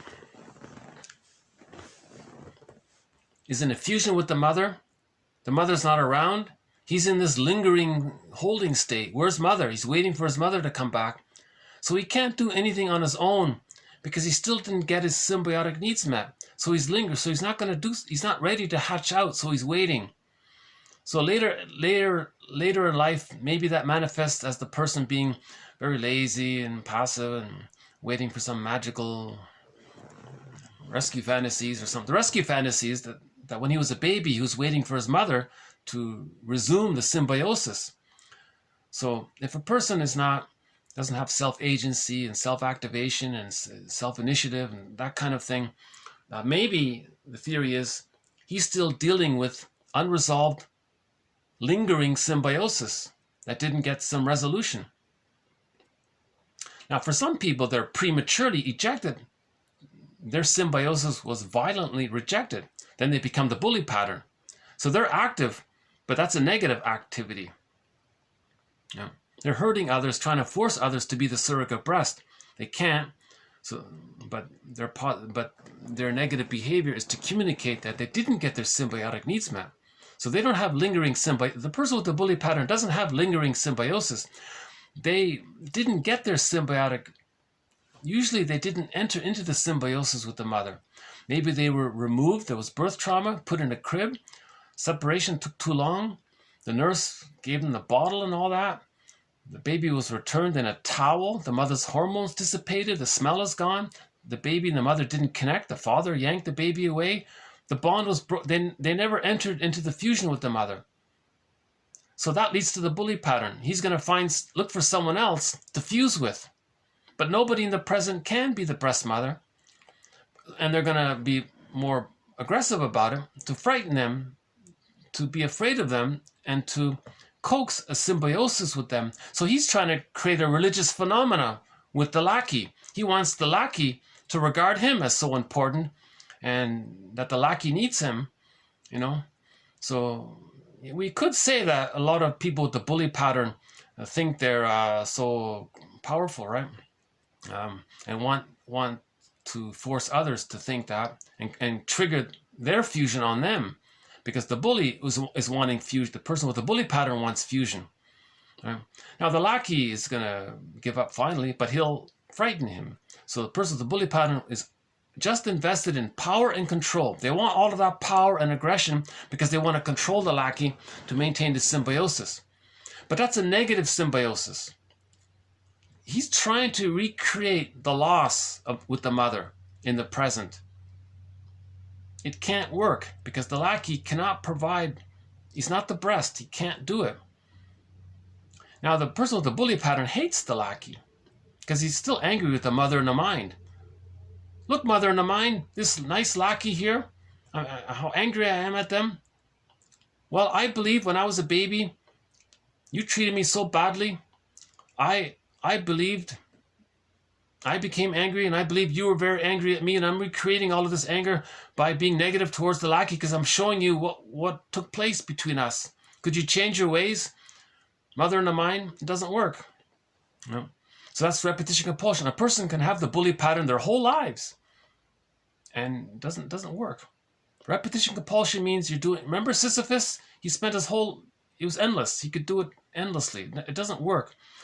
With the emotional eater, no matter how many times they binge eat or overeat or undereat or whatever, eating disorder or problem it is, it's not going to work. You know, a person with a narcissistic pattern can be the stinger his whole life, constantly expressing his anger at his mother, thinking in his fantasy that the mother in the mind is going to change her ways. It's Sisyphus. He can be a cynic, so all of this sardonic humor, shaming humor, humiliating humor, put down humor, aggressive, put down humor, all of that stuff. You see Mother in the Mind? You see Mother in the Mind? You see how shaming I'm acting towards others through my witty, negative humor? Well, I'm doing to them what you did to me, and I didn't like it. I'm showing you what you did to me. I'm doing to them what you did to me. Can't you see it, Mother in the Mind? I'm showing you through behavior what you did. So he's caught in a repetition compulsion burglar calls a negative magic gesture. If he's not conscious of it, he's going to repeat it. He's repeating it because he has no memory. If he can get his memory, if he can be aware of it, he doesn't need to repeat it. If he's conscious of it, he's free, emotionally free. He has an out. If he's not aware of it and he's just blindly repeating it like Sisyphus, then he's shackled to his mother in the mind. You know, he's not going to get emotional freedom. All he can do is distract himself from the pain. Right? So the mother in the mind got serotonin by using the baby as a container for her anger. So that baby grows up with the narcissistic pattern, uses others and wants others to contain their anger, and then he feels some stress relief. That's called schadenfreude. So he gets a little pleasure, meaning less stress, by shaming others. He recreates the one-up position over the other because he's identified with the aggressor where the mother was one-up over the baby. Now he's the mother. His unloved self is onto others. And he's recreating his mother's feeling of feeling better by shaming the baby. He becomes her, sees his baby self onto others, shames them, and he's acting just like his mother. And that can be like Sisyphus. He can spend his whole life being pessimist, negative, all of these negative philosophies. Wow. Well, there's quite a few of them out there. The nihilism and all of the solipsism and all of these negative, all of these negative philosophies you hear. There's a whole bunch of them. Hobbes and all. I don't care about them. That's all a way of saying they're all synonymous with the word trauma. All of these negative nihilistic philosophies, that's a synonym for trauma. They're trying to say that they're traumatized. And they don't want to go into psychology. So they keep it in the intellectual realm of philosophy. So a lot of philosophies is a defense mechanism against psychology. A lot of philosophers are very angry about psychology. Which should tell them something right away by that, right? Because they can't explain it away, you know. A philosopher will shame the psychologist, you know. So he's acting out. And the psychologist will say, did you notice that emotions came up? It was so painful for you to talk about this. So how you soothed your feelings, what you did to make yourself feel better was to put me down and put yourself in the one-up position. Thereby, you got some serotonin by the one-up position by putting, right? Maybe maybe you're describing what the dynamic was like in your childhood. Maybe you're showing me what your childhood was like. He'll be very angry by all that, right? Okay, let's move on. Okay, projective identification. Okay, so projection means if there's something that we don't know about ourselves, it's in the unconscious. There's this innate drive for healing. The person is going to attribute, say, think, believe that what belongs to him that he doesn't know, he's going to say so-and-so or such and such thinks this or believes this or wants this or did this or has this or etc. Okay. Now when he does that, that's called projection. Projection is the means of bringing repressed material to consciousness. Right? Projection is a mirror. So when he says all of these things about others, he's talking about himself. When he externalizes what's within, his attention is outward, then he doesn't have to look within, right? So blaming is confession. Prejudice is confession. All of these things, right? Now, projective identification takes it a step further. Projective identification is, he's very, very pained in there. So he wants to coax others to play or demonstrate or show something that represents his quality that he can't accept, right? So projective identification ultimately is a communication of what's within that he can't accept, you see. Projective identification, a defense that provides self-regulation, okay? Self-regulation, soothing. Anxiety comes up, you can't face it, you want to soothe yourself, okay? In the face of perceived danger. What's the perceived danger? The memory of mother's abandonment. The memory of how it was impossible to please her. The memory of thinking that you had to save her to get her love and you couldn't, and you're going to be abandoned and shamed. These memories, that's internal danger. So anxiety comes from this because we're not conscious of it. Anxiety means you're not conscious of the material that's coming up. So you want to self-regulate, you want to soothe yourself, and you can do it by projective identification, which means okay, now this includes the person's unconscious motivation to make himself or herself understood by exerting pressure on the recipient to experience a set of feelings similar to his own, but he's not aware of it.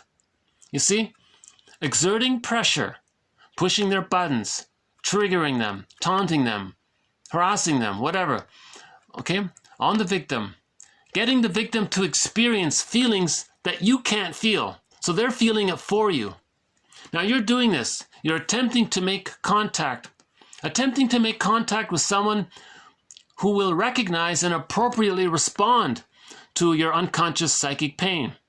So in a way, you want someone to be aware of what you can't feel. Okay? So this goes back to the baby in the breast. The baby has a need, the mother responds. What if the mother doesn't respond? Then the baby makes a gesture, he squirms around, he cries or something. Oh, then the mother gets it, she responds. That's called projective identification. The baby got the mother to feel what the baby's feeling from the baby's point of view. So projective identification is you want someone else to feel what you can't feel. It's the same thing. The presence of projective identification is confirmed in part when the sender induces an emotional response in the recipient. Okay? You want to induce an emotional response in the recipient. You want to get a reaction from the other person. And that's a response. That means you sent the message and they received the message. You see? So imagine the mother who's just, I think they call her the refrigerator mother or something. The baby sends the signal and she's stone cold like a statue. And the baby tries again, the mother no response. Tries again, no. So the baby's going to keep trying and trying and trying to get a response from the mother, because the baby needs the mother to receive the message, hence the response part, so that the mother can get the message and respond appropriately. Yeah? If the baby's too cold, mother, I need a blanket. Mother's ignores it. You can try again and again and again. Okay. So in projective identification, the person wants to coax the other person to respond. Then they have this template fantasy that the mother transferred onto the other is gonna, now they receive the message. Then you think, okay, oh, mother got the message. Now maybe she'll respond. Or at least you feel better because now the mother's containing it. Right? So you feel heard, so that you feel a little connection there, right? So the sender, the projector, disowns. He's not aware of his anxiety. He just wants the other person to feel anxiety, for example. And where there is pressure to respond, that completes the characteristic pattern of the sender. Now, a lot of this is very benign. Two friends get together. So friend A, maybe he's feeling a little unconsciously, maybe he feels scared about something, but he's not aware of it. He feels some anxiety, but he doesn't know that he feels anxiety. Friend B, after a few minutes, picks it up, feels unknowingly anxious himself. So friend B says, hey, friend A, I'm wondering if maybe you're feeling a little anxious about something. Friend A says, "Oh my God, how did you know? That's true, I am. Thanks for bringing it up. How did you know?" "Well, because when I arrived, I was feeling pretty calm, and 10 minutes later, I'm starting to feel a little anxious. And I think maybe your tone and your choice of words, maybe you intuitively, unknowingly try to coax me to feel anxious because you want to communicate that you feel anxious, and you're hoping that I'll bring it up so that we can talk about it. Is that what I did? I think so.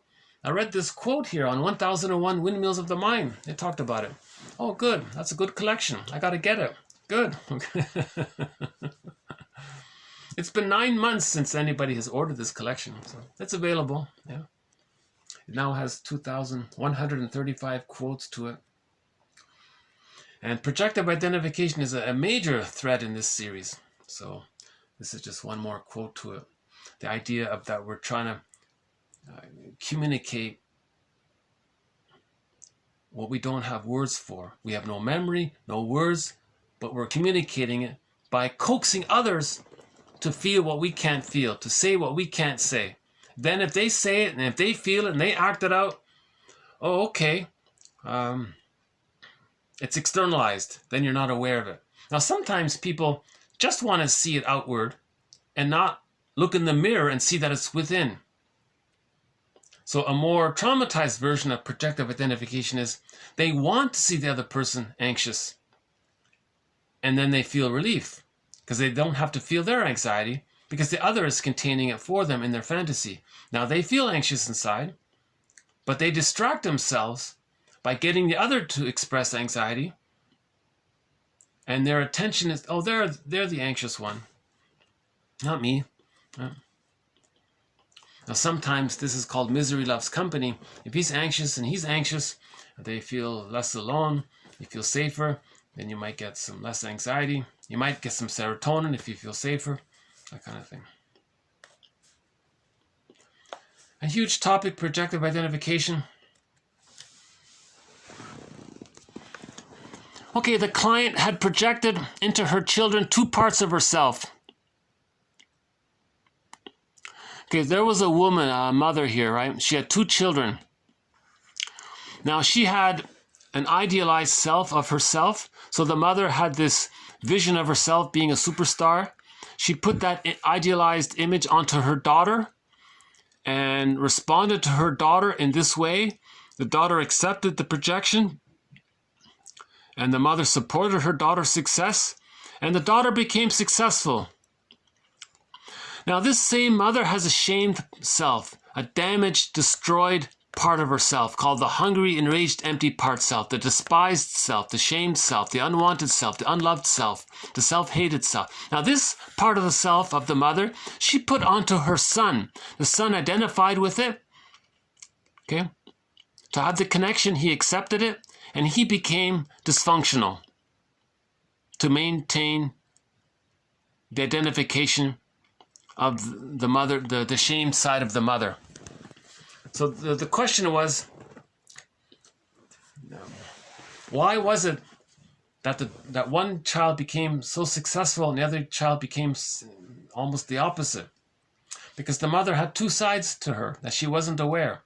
She was aware of her dreams for success, so she put that on the daughter, but she wasn't aware of how she felt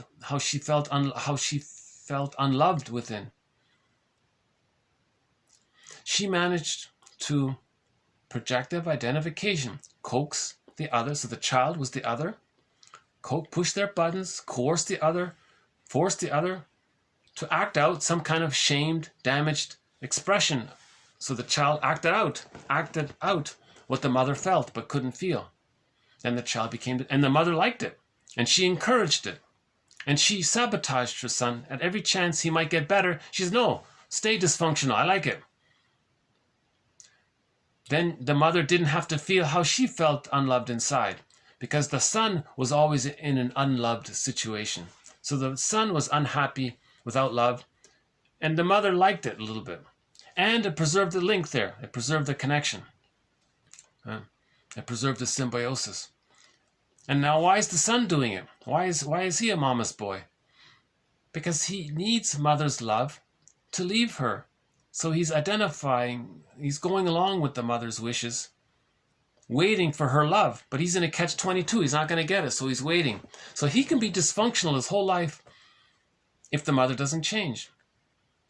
Unless the son himself reads a book like When He's Married to Mom, or listens to Robert Bly's tapes on the men's movement, or reads the Enneagram, or reads this comic, Psychoanalysis, Tales of Inner Turmoil, right? Or if he reads Karen Horney's book, Our Inner Conflicts, maybe he reads James F. Masterson's book, The Search for the Real Self, then he can go on the second journey. Chinan's material, Once Upon a Midlife, In the Ever After, Beyond the Hero, Waking the World. So that son has to differentiate himself, not having the love memories to do so. His journey is very difficult. How does he find his psychological birth not having the foundation to do so? That's the story of Orestes. Orestes did it. The metaphor of Orestes is that he separated from his mother. He felt the furies. That's the persecutory anxiety of getting up the memories that was repressed of the mother shaming him. So all of that anger was chasing him. So the furies was chasing Orestes. Now finally Orestes forgave the mother, recognized the two sides of her. So that's the scene, the courtroom scene, half said yes, half said no. Athena said yes. Orestes saw the two sides. Forgiveness, two sides. Forgiveness means you see the two sides. You hold the two sides. Okay, Orestes did it. The Furies became the gentle ones. So Orestes found his psychic house within, his soul castle, and the Furies became guardians, the sentries, for the soul castle. So he found his connection to himself. He found his inner home. Like Odysseus found Ithaca, his inner home. Ithaca is the inner soul castle, and Penelope is his feeling self. Right? Okay, next one is on grief, complicated grief.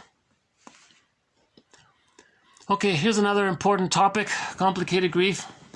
Grief works itself out through a process of reformulation. Okay, reformulation. If there's a loss, you gotta go do the mourning process. That's called the reformulation.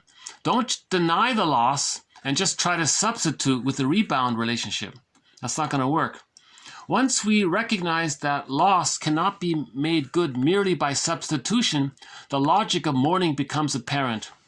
Okay, so the psychological equipment needed for mourning is whole object relations, differentiation. I'm okay, you're okay. But to get there, you have to heal this, do what Orestes did. See the two sides of the mother. Okay. In trauma, we don't see the two sides of the mother. We only see this fantasized side of her, this imagined side of her as being a goddess-like.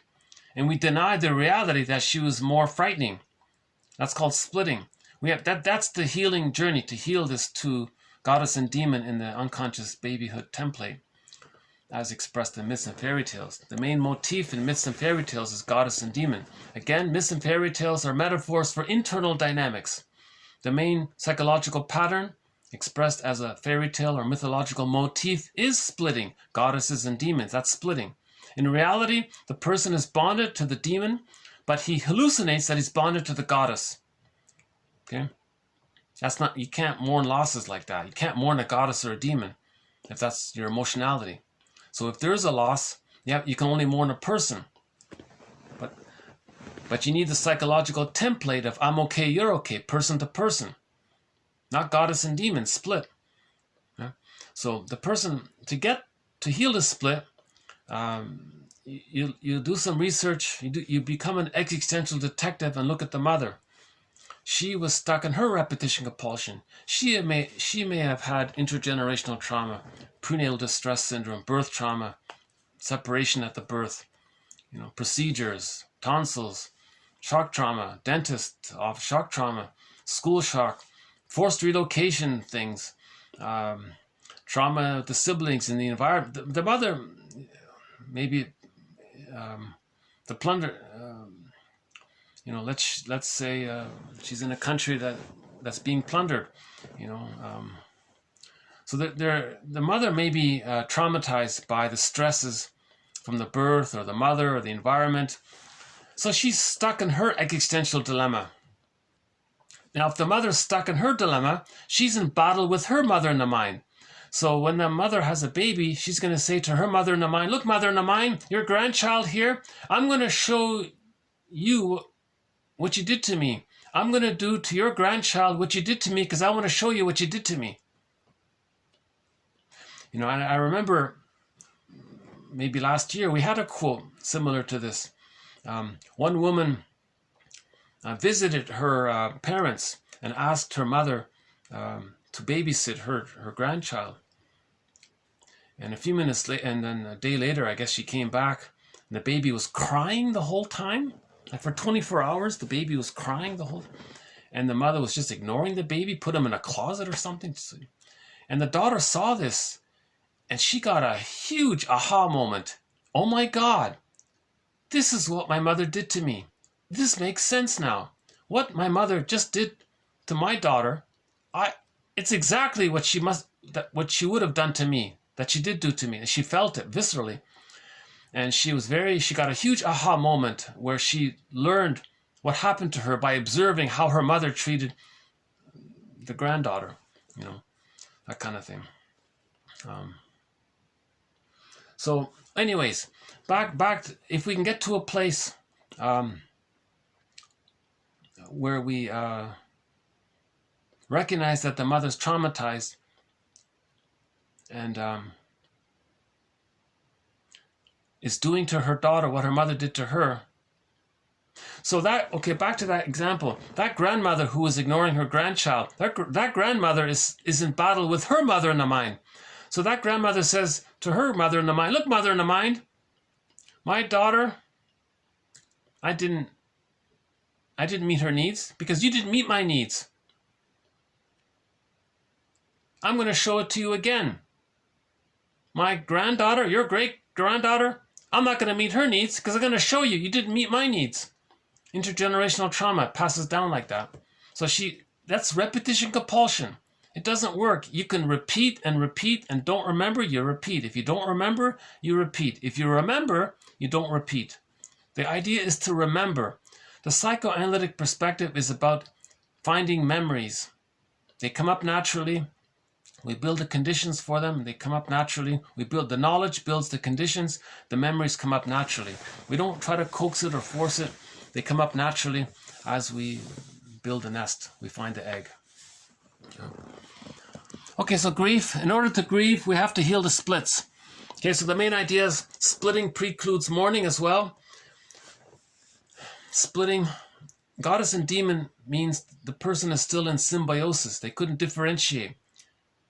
Differentiation is the psychological prerequisite needed to be able to mourn losses. Because if the fusion is still going on, if there is a loss, you reference point back to the fusion. The other is you. If there is a loss, it feels like if you were to acknowledge the loss of the other, it feels like you're acknowledging the loss of yourself, but you can't do it. Nothing without you, that song. So you can't do it. Yeah? And then all of the anger you may have or emotions you may have to the loss of the other, back to the reference point of the fusion, you would direct those emotions to yourself because the other is fused with you and you're one there. So now that's called melancholia, right? Your sadness and anger towards yourself, thinking it's towards the other, but the other is you. You're one there. So you need differentiation to mourn losses. Right? This next quote here offers the idea of incorporation. Generally, the child introjects. He can work with it. If the trauma is over the top severe, he incorporates. Then he can't work with it. It's alive within as if it's a separate entity.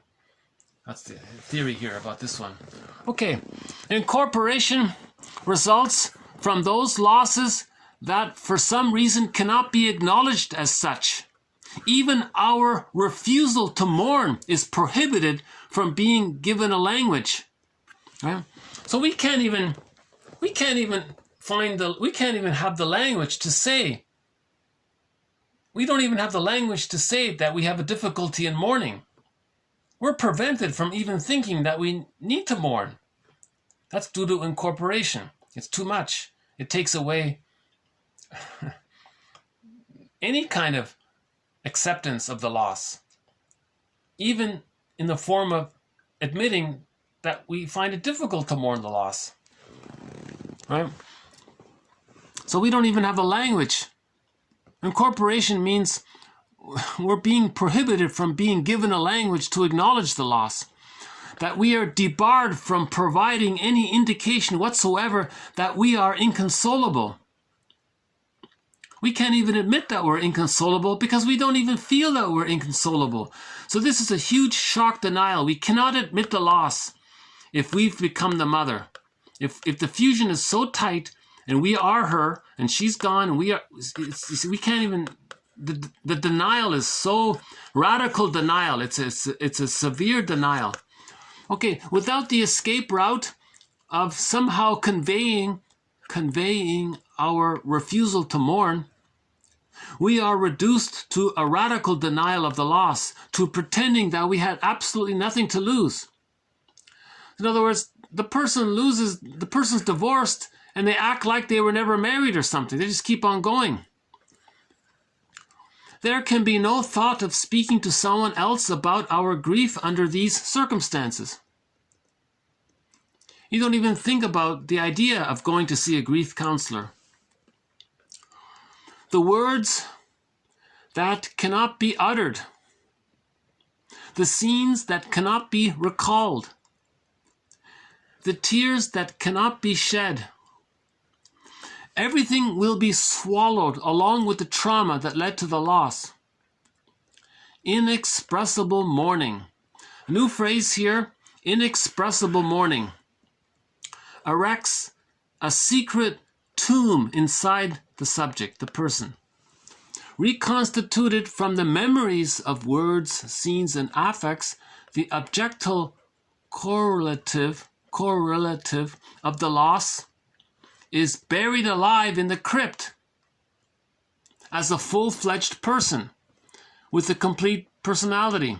The crypt also includes the actual or supposed traumas that make interjection impractical. A whole world of unconscious fantasy is created, one that leads to its own separate and concealed existence. Sometimes in the dead of night, when libidinal fulfillments have their way, the ghost of the crypt comes back to haunt the cemetery guard, giving him strange and incomprehensible signals, making him perform strange acts, or subjecting him to unexpected sensations. So his theory here, if the person had a very severe shock, birth shock trauma at birth, let's say, or develop any kind of severe shock early on, the baby incorporated the rejecting mother.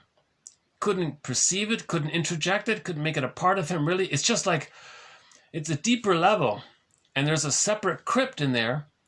Now, the shadow of the rejecting mother is in the crypt. That's the ghost. Now, it's in the unconscious. Now, sometimes it can come up into the person. The person does some odd thing. What is this? Well, it's the memory of the rejecting mother within, speaking to the person. Hey, person, aren't you going to mourn the loss? Aren't you going to acknowledge that you didn't have a loving mother? I'm the memory of your rejecting mother. But as a memory of your rejecting mother, I'm communicating to you, asking you, hey, I'm making you do these strange things, eating at 3 a.m, or, I don't know, doing a headstand and unexpectedly, or whatever's bizarre, I don't know, some little things like eccentric things or something. And then that unconscious behavior is the ghost trying to talk to the person. Look, you there, I'm the memory. I'm the shadow of a memory that you couldn't even perceive. I'm trying to talk to you. I'm trying to say to you, it's like a seance or something. I'm trying to say to you that you experienced a loss. You got to mourn. So these bizarre things or the symptoms or odd behavior, that's the unconscious memory trying to communicate to the person that they need to mourn the loss of not getting a secure attachment style. So any stories about ghosts and all these things, that means inexpressible mourning.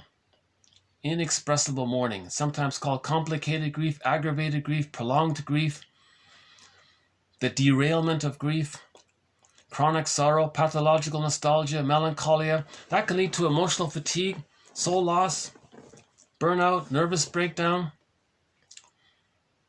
The delayed onset of the original PTSD, it becomes onset, delayed onset. Now the person has PTSD. The person had PTSD, but it was masked over with the manic defense. But then it surfaced up at midlife, let's say, or through the bizarre behavior, it's coming up. Right? And then with PTSD, the person can become a curmudgeon late in life. Bitter, stingy, miserly, grumpy, irritable, eggshells, you know the type, right? They never mourned losses. They had inexpressible mourning. They couldn't even admit that they had a need to mourn. They couldn't even admit the loss of something. Something was lost, they just ignored it. Didn't even feel that there was a loss. They didn't even admit that there was a loss. They didn't even have a concept that they were maybe married for 30 years and there was a loss. They just kept going on their daily emotions as if nothing happened or something. That kind of thing. Okay, one more here. The client doesn't appear to be affected by positive life circumstances because they cannot learn from experience. Time has stopped for her. Now this woman's 45 years old, but she said she felt like a little kid. Maybe at best a teenager. Now this woman had 3 marriages, 4 children, has a college education, traveled around the world, but she said none of this has left any imprint on her. So there's the idea of inexpressible mourning. She's going through the motions in life. Well, nothing has an imprint on her because she's still living in the past, in the present. She's going through the motions of the present, but emotionally she's stuck, frozen in time in the past. So nothing leaves an impression on her. The only thing that can leave an impression on her is if she can allow some past feelings to come up into her, accept some of the pain slowly, bit by bit, maybe. And there's this pop song, I'm going to be in denial for the rest of my life. I'm not going to feel any pain or loss. I'm going to be 18 forever. There's some song like that. That was pompously glorifying denial. Denial is a good thing. Denial, loss, no loss. Just keep going on. Don't admit it. So this is like that's a confession that is too painful to accept the reality of the loss. Because to accept the reality of the loss means you're going to feel some sense that maybe you're too fused, that you were too fused as a baby with the mother. Then you would feel like that to accept the reality of some loss, it would be as if to feel that you're losing yourself. And melancholia, to express your emotions about the loss, those emotions would be against yourself. So you want to deny all of that, even though the person is expressing those emotions about the loss to the other, to themselves. They're denying it, although it's still going on. Then the person engages in the manic defense. They just keep themselves hyper busy to distract themselves constantly. That kind of thing.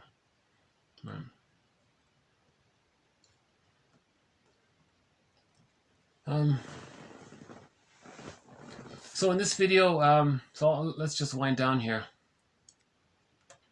I have a confession to make. This is my 3rd go at this video.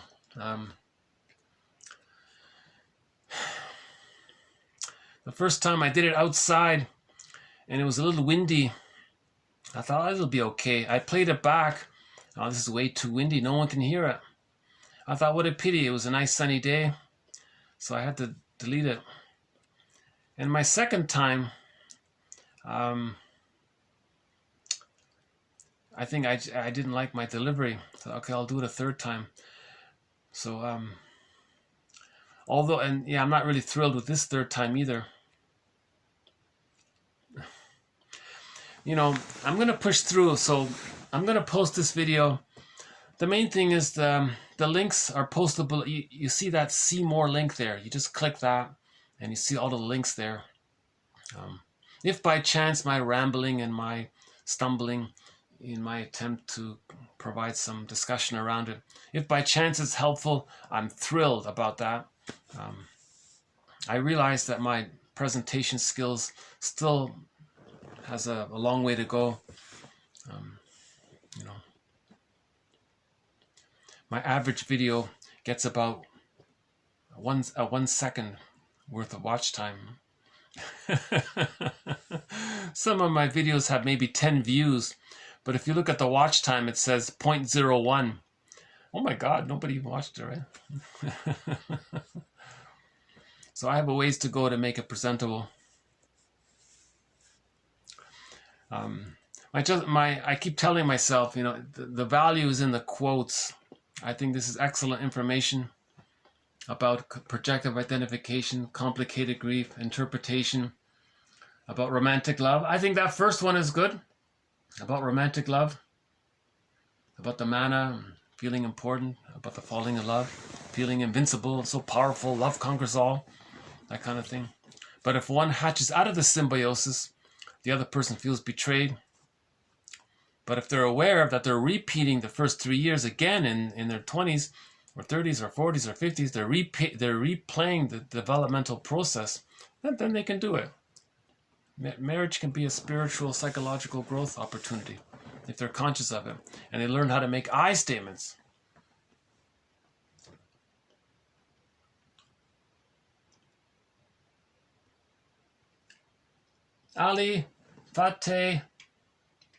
Nusrat Fateh Ali Khan, a very popular singer in Pakistan. I recently discovered him. One of his songs called Nothing But You. That feeling that if you're in that blissful honeymoon period and you're one there, and if they're not there, you feel like because you're one, you get the idea, right?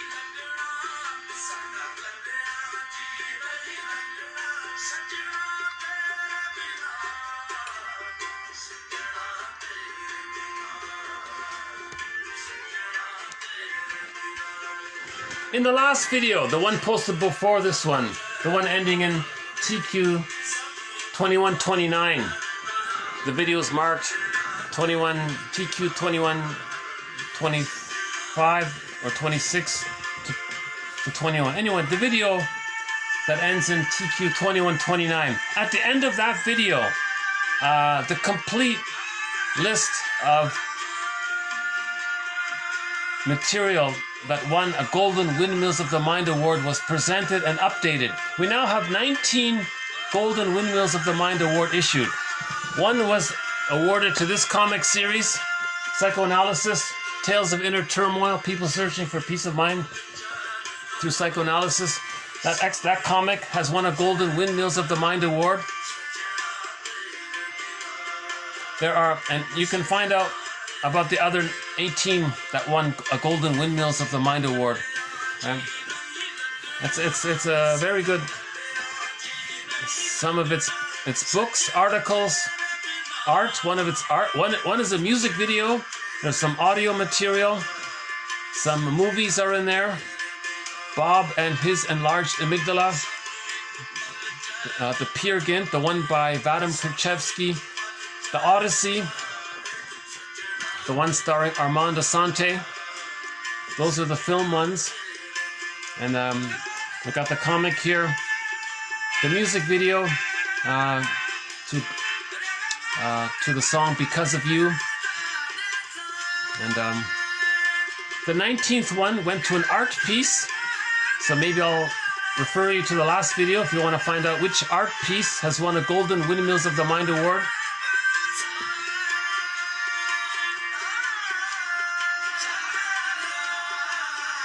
I mentioned Paul Gray. That book won a Golden Windmills of the Mind Award.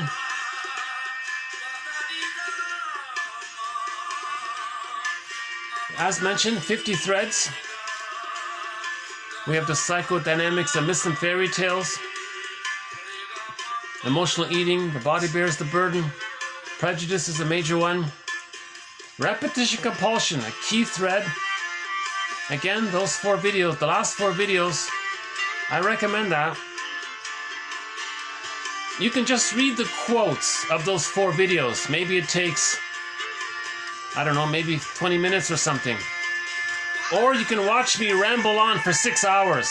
I rambled on for 6 hours altogether for the last 4 videos, just on the topic of repetition compulsion. Trying to get back to a place of connection with the mother so that we can get our feelings. We're trying to get our feelings. If we have our feelings, we have our identity. I feel, therefore I am. Right? Actually, that reminds me. Maybe I can dig that up.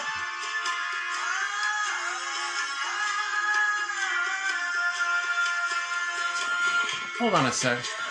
You know, Wilson says something to that effect. I feel, therefore I am. Let's see if I can find it here quickly.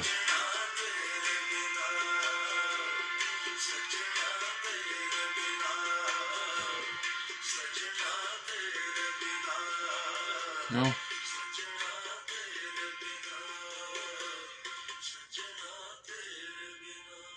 Oh, I guess not. Oh yeah, I'm gonna play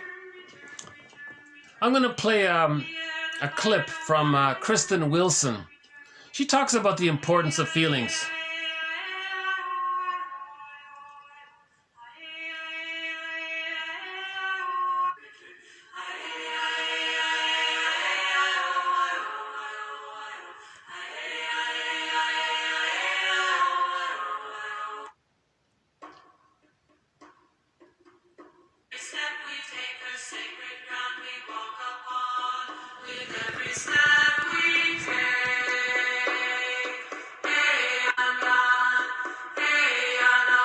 Okay, I'll just play this little speech by Kristen Wilson.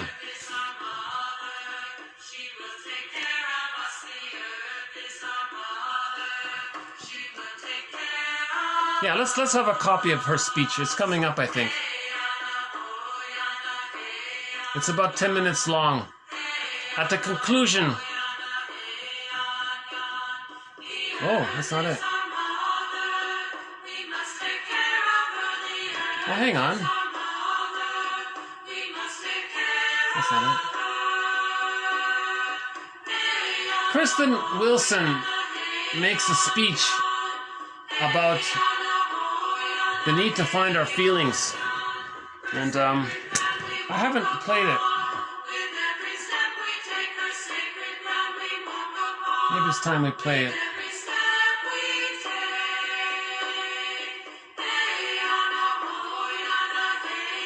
No.